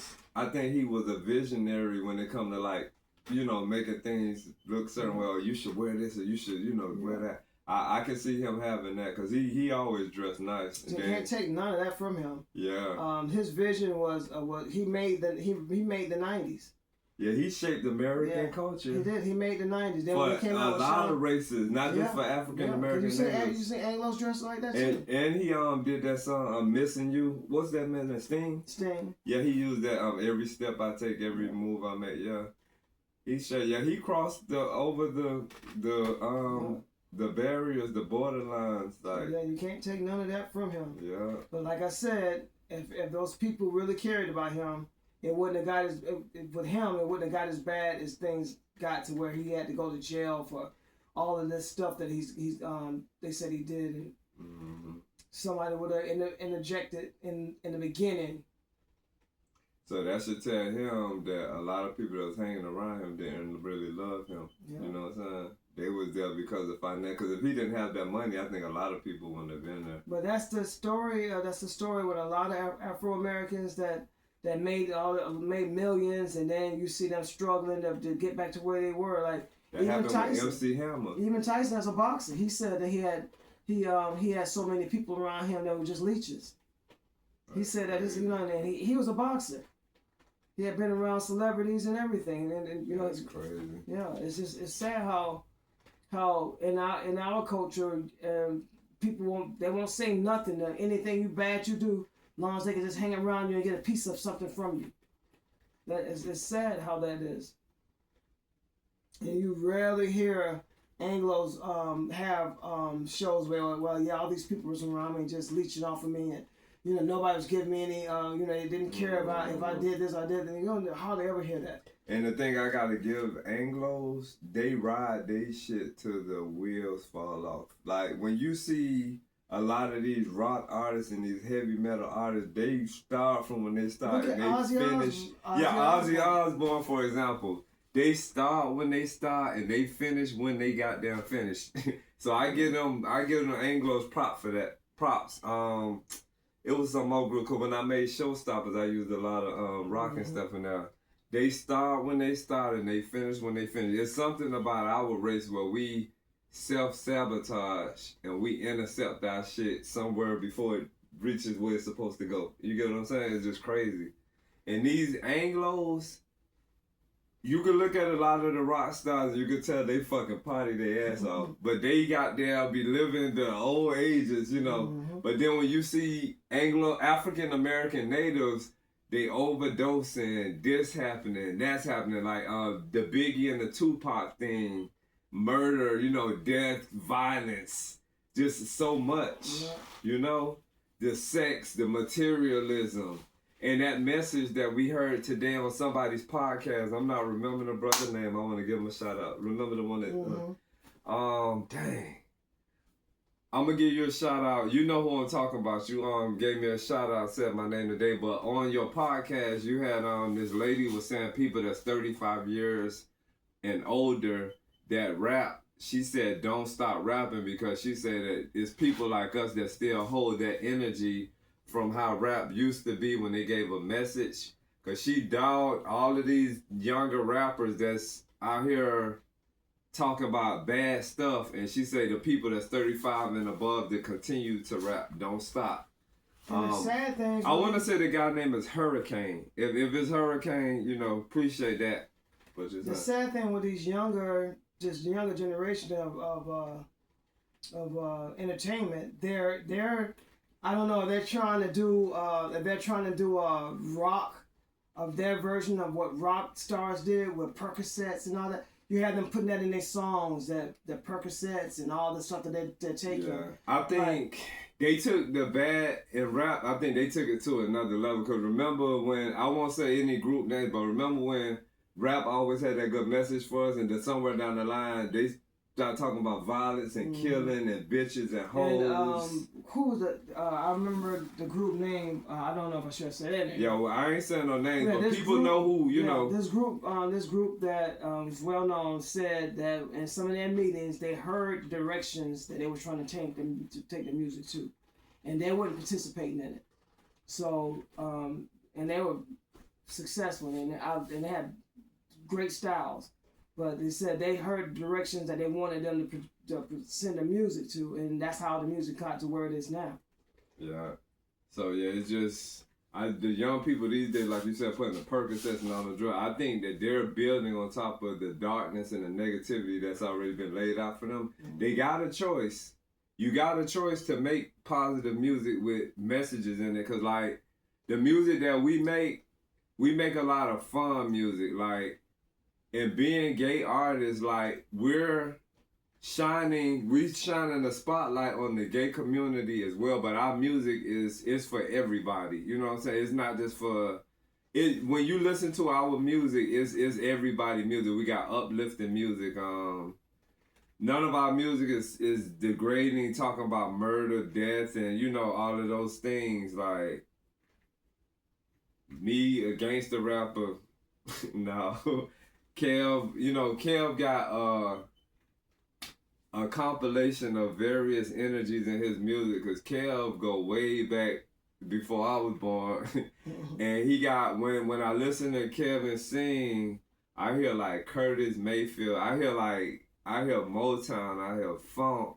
Because when we first came out, like, because we on Reverb Nation, and his category we put him under was R&B, and it's like for some reason his numbers stayed not good. Then, you know, we had started recording some other songs. I'm like, no, because we was doing this one song and our engineer said he heard James Brown. Mm-hmm. Kevin felt like he messed up, but the engineer was like, damn, that was tight. That sounded like James Brown. So as time went on, I started hearing funk.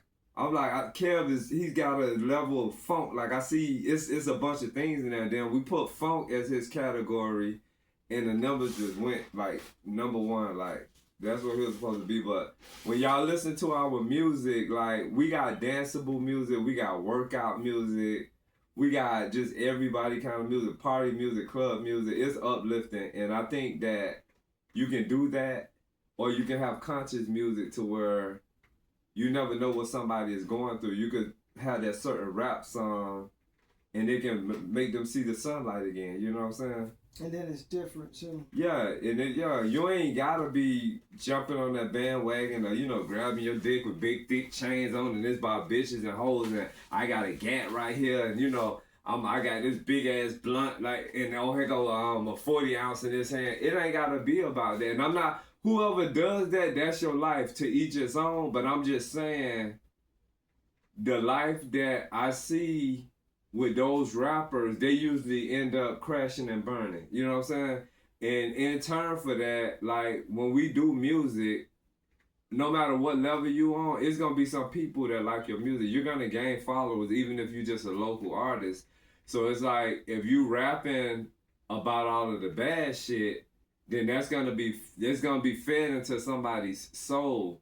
Whatever pain you have in your music that you need to get it out, but don't let that represent everything that you about. You know what I'm saying? Because we're the type of people that we are. We have a lot of different dimensions to us, and you shouldn't always want to be about killing somebody. I always want to be about bitches and hoes. Somewhere down the line, the sun got to shine on you.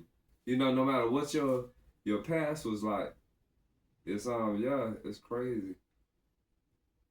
It's crazy.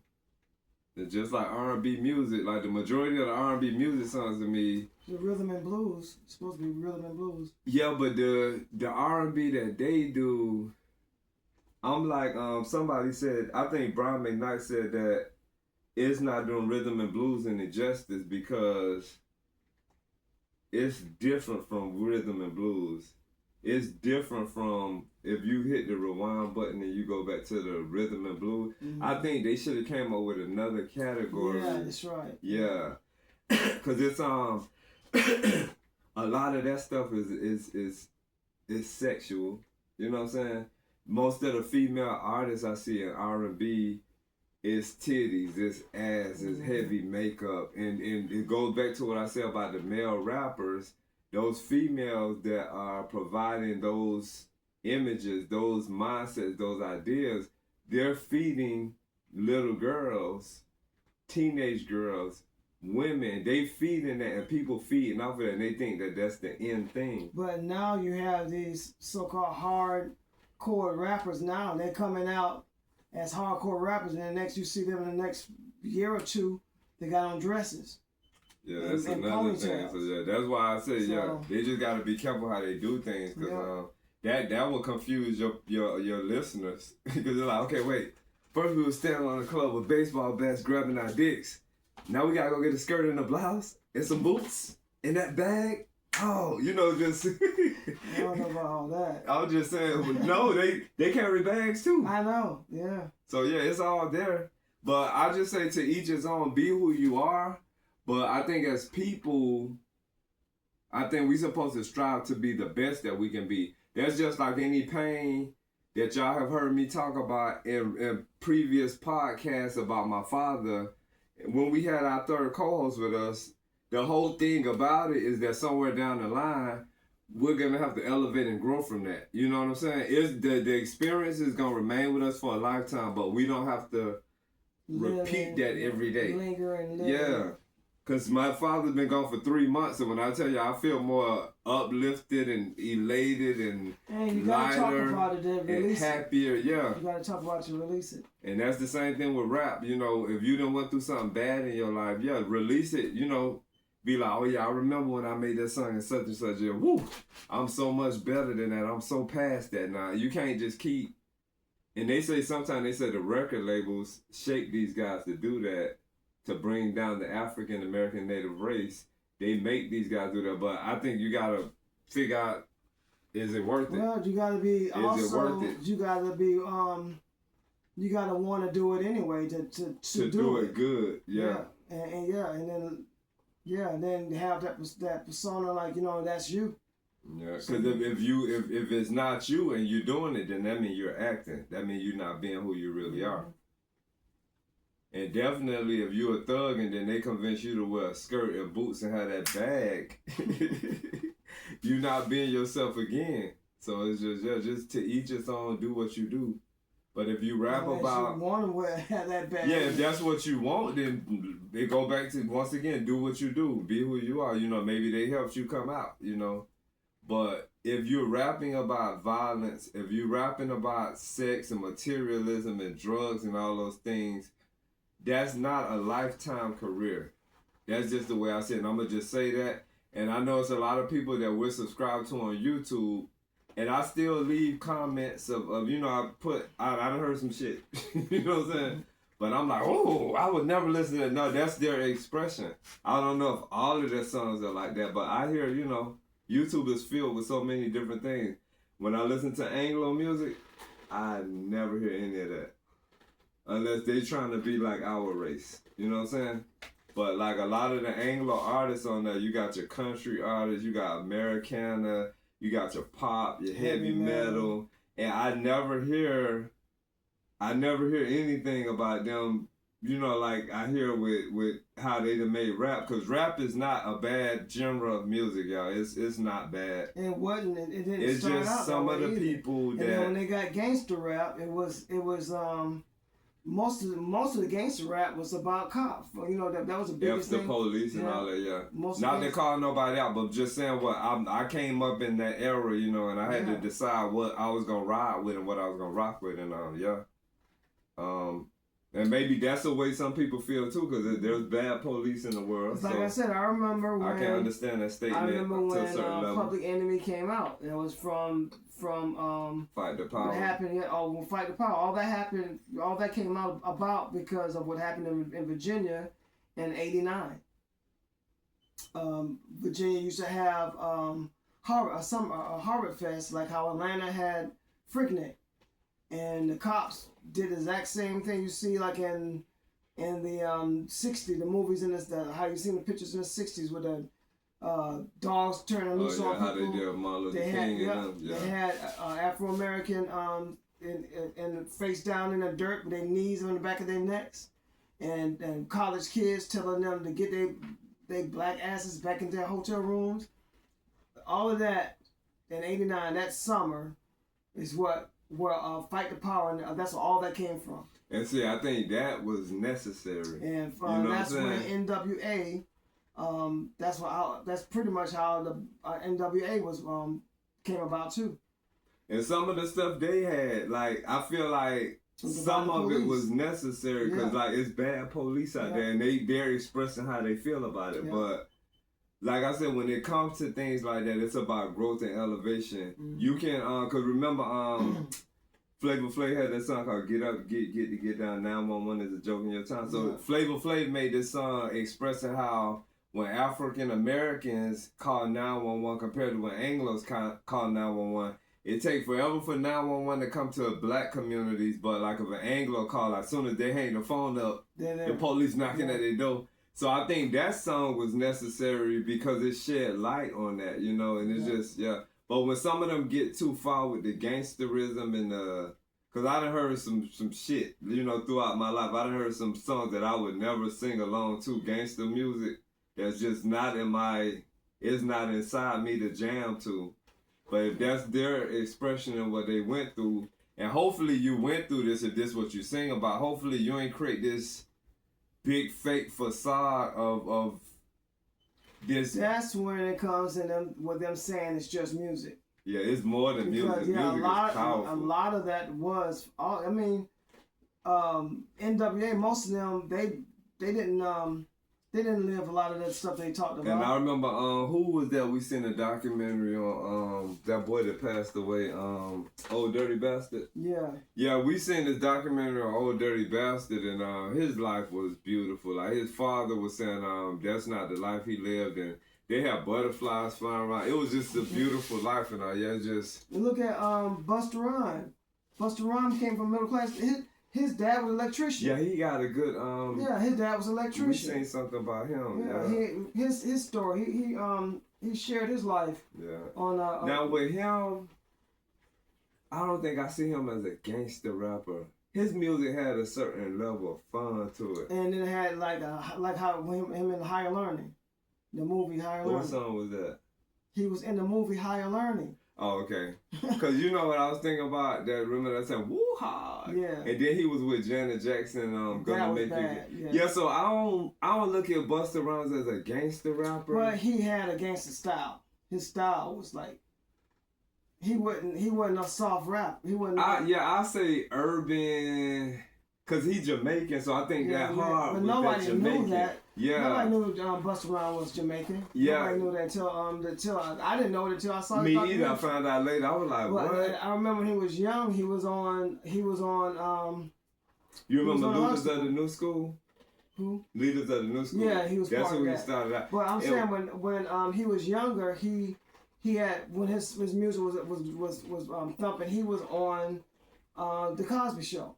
Yes, yeah. So he wasn't really no gangster rapper to me. I didn't see him as a gangster like a rapper. gun toting. No, not that. Bitch hole, you know, where my cocaine at. Style about him, but not. Yeah, like he had a. Yeah, I get what you you're saying. He had a hard edge about him. Yeah. I get. Cause like I remember one of the songs he had with the leaders of New School was "I Missed the Bus." It was just like a. Mm-hmm. And then he was with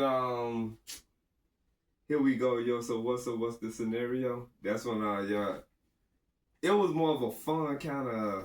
It made you feel good, but I get what you're saying. His style, his edge was hard. I get where you're coming from.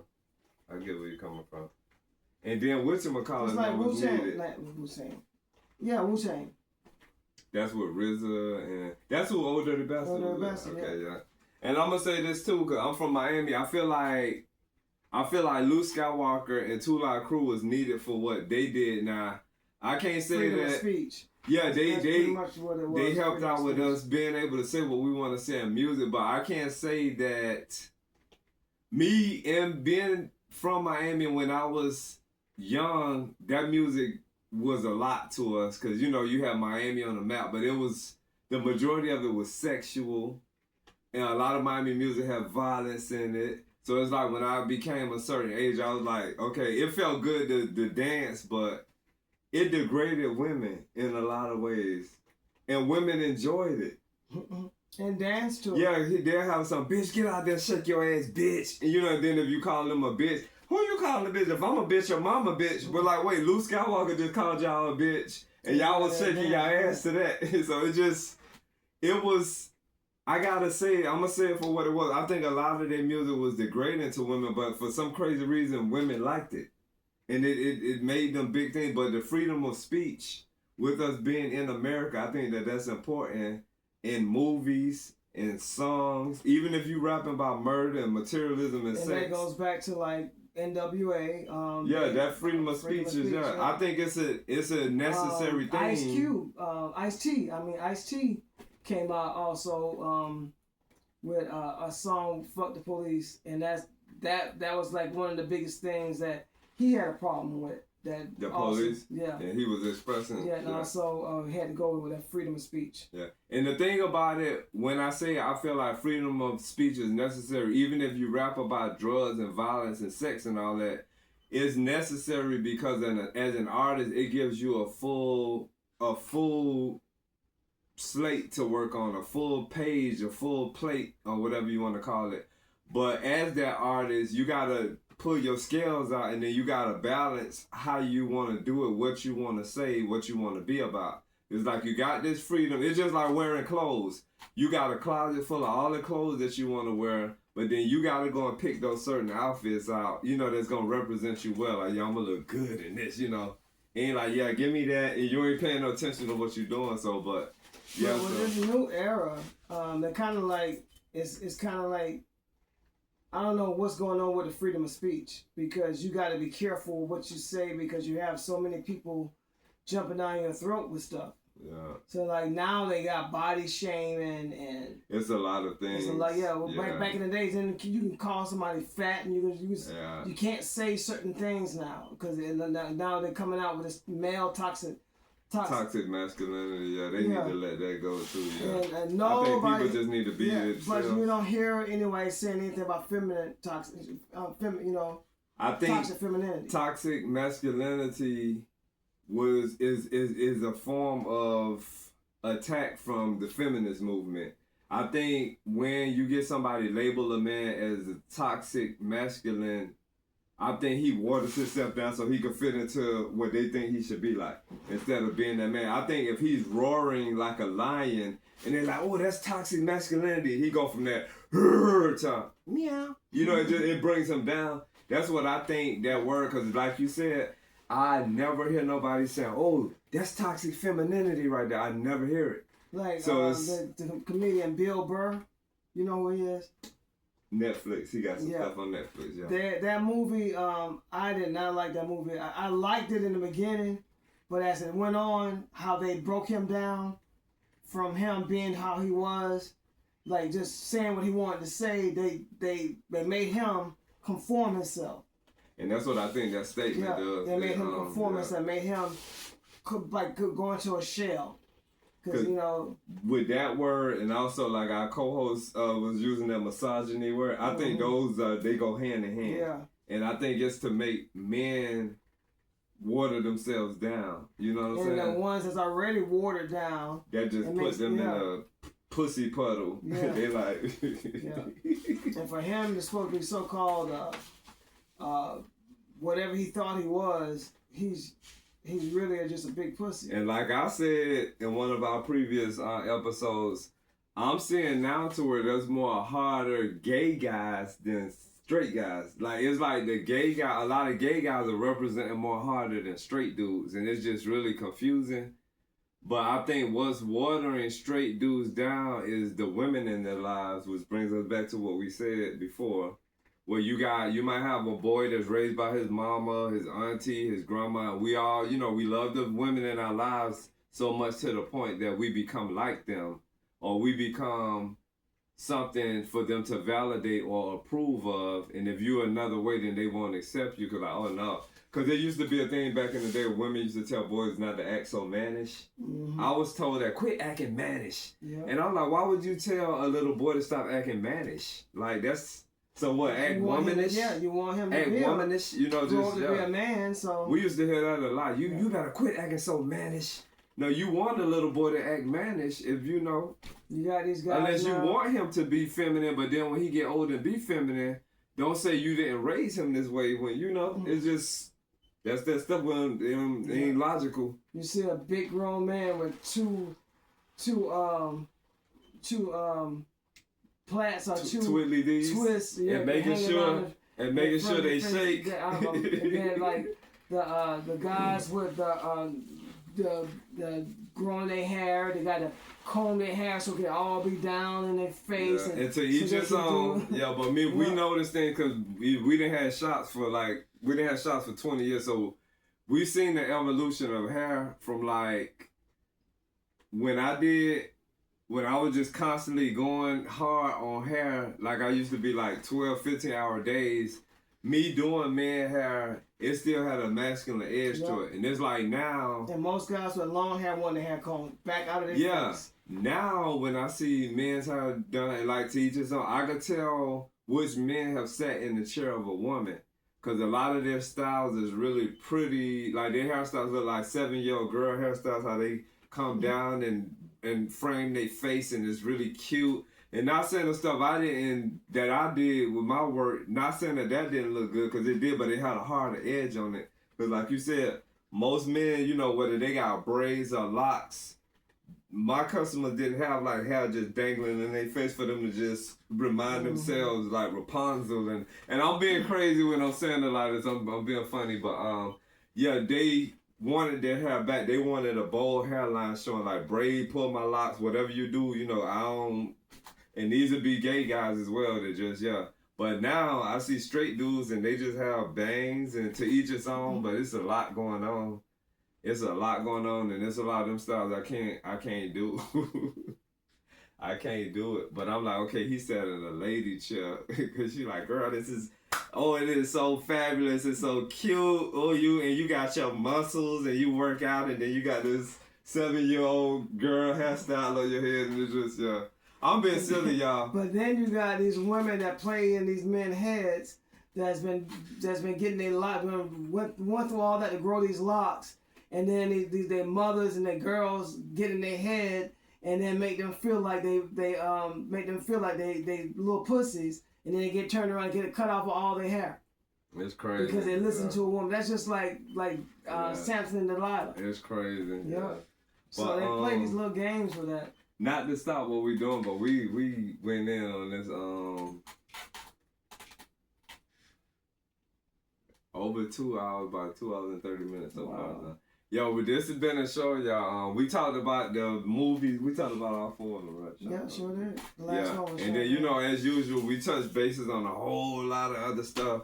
I want to say thank you to all of those new subscribers that are making a difference to our channel. Thank y'all for the comments. Comment as well. Yeah, thank y'all for the likes, the shares, the comments.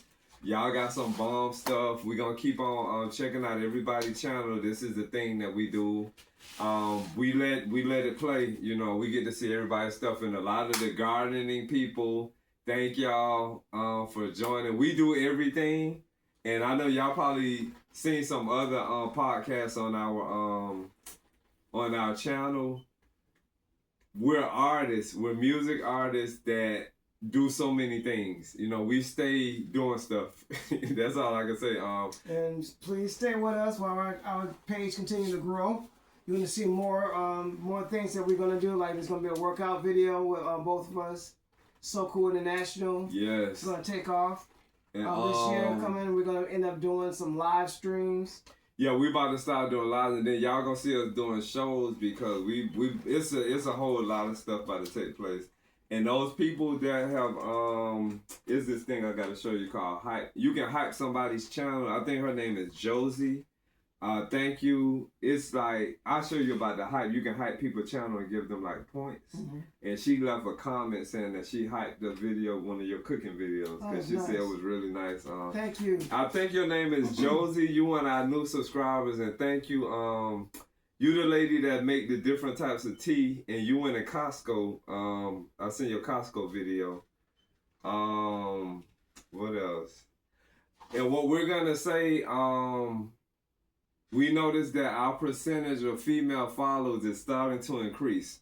So there's gonna be some shows where we may say some things that women don't want to hear, but this is us being us, saying things from our point of view, because it's a lot of stuff that I have been through, being raised by a woman in a predominantly female family, that you get older and you see a lot of the ways and a lot of the things that took place were not necessarily right just because it was your mama doing it or your grandma or your auntie or your sister or your daughter, whoever. A lot of stuff that women do is not right, and we speak on everything from men to women. I was raised by my mother and my father, my grandmother, and my grandfather, and I have 2 sisters and I have aunts. Yeah. So I've been around a lot of women, and I know the difference between a woman and a female. Yeah. So if y'all hear us say something, we don't disrespect men and we don't disrespect women, but we say some things that people might not want to hear. And I know with the average female, when you say something that they don't want to hear, they usually block it out. But if you accept what we say and take that opportunity to look at things from a different point of view, because a female listening to a man allows her to see things from his point of view, just like a male listening to what a female has to say, it gives him a chance to see things from her point of view instead of like, oh, I don't want to hear that. No, but yeah, we overall, y'all see what kind of people we are. We cool people, and we just, we different. We think different, and we look at things different. And I got to get our music. Thanks for watching. Thanks for sharing. Thanks for subscribing. Thanks for helping grow our page. Thanks for the cash apps and donation. Please do the what they call it? What's it called? The super thanks. Super thanks. We appreciate you guys. One is called super thanks. One is called super gifts. And then once we start doing our live, people will be able to make super chats. And it's a lot coming. Y'all gonna see, like, we're gonna grow. And for that person that put that bad statement about our gardening, yes, we have poison ivy out there in certain places. We've been working to eradicate it, but that's our garden. If they subscribe to us, the person made that statement, you will see us elevate from one lower level to a higher level. So just chill out and enjoy the show. You know what I'm saying? Poison ivy and all. Yeah, we have over 100 plants that we grow. Yeah, so just relax and enjoy the show. And if you want to leave more negative comments, that's on you. We're going to take it like a grain of salt, because that's what it is. But yeah, it's some poison ivy. Thanks to all our positive subscribers and our positive comments. We love you guys and keep being positive. Yeah. And then whoever said that, you know, it is what it is. They ain't shake nothing. Let me see what we got, Sean. Oh, I don't want to play that one just yet. So let me see what we haven't heard on here yet.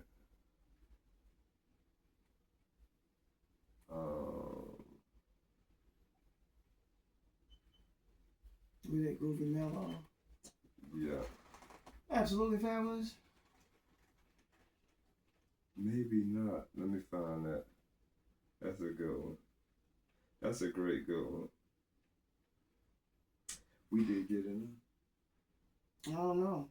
But you can do it. Okay. It's called Get It Now. Kevin, Steve. Like to hear it? Here you go.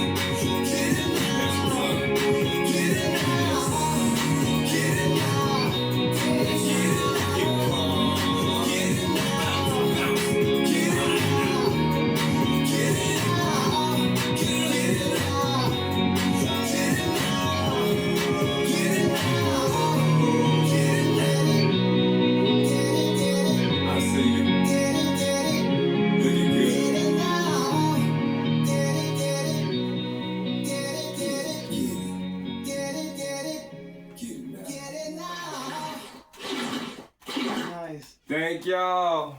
From our family to y'all's happy holidays, season greetings. Season greetings. And we'll see y'all when we see y'all. Peace. Peace and love.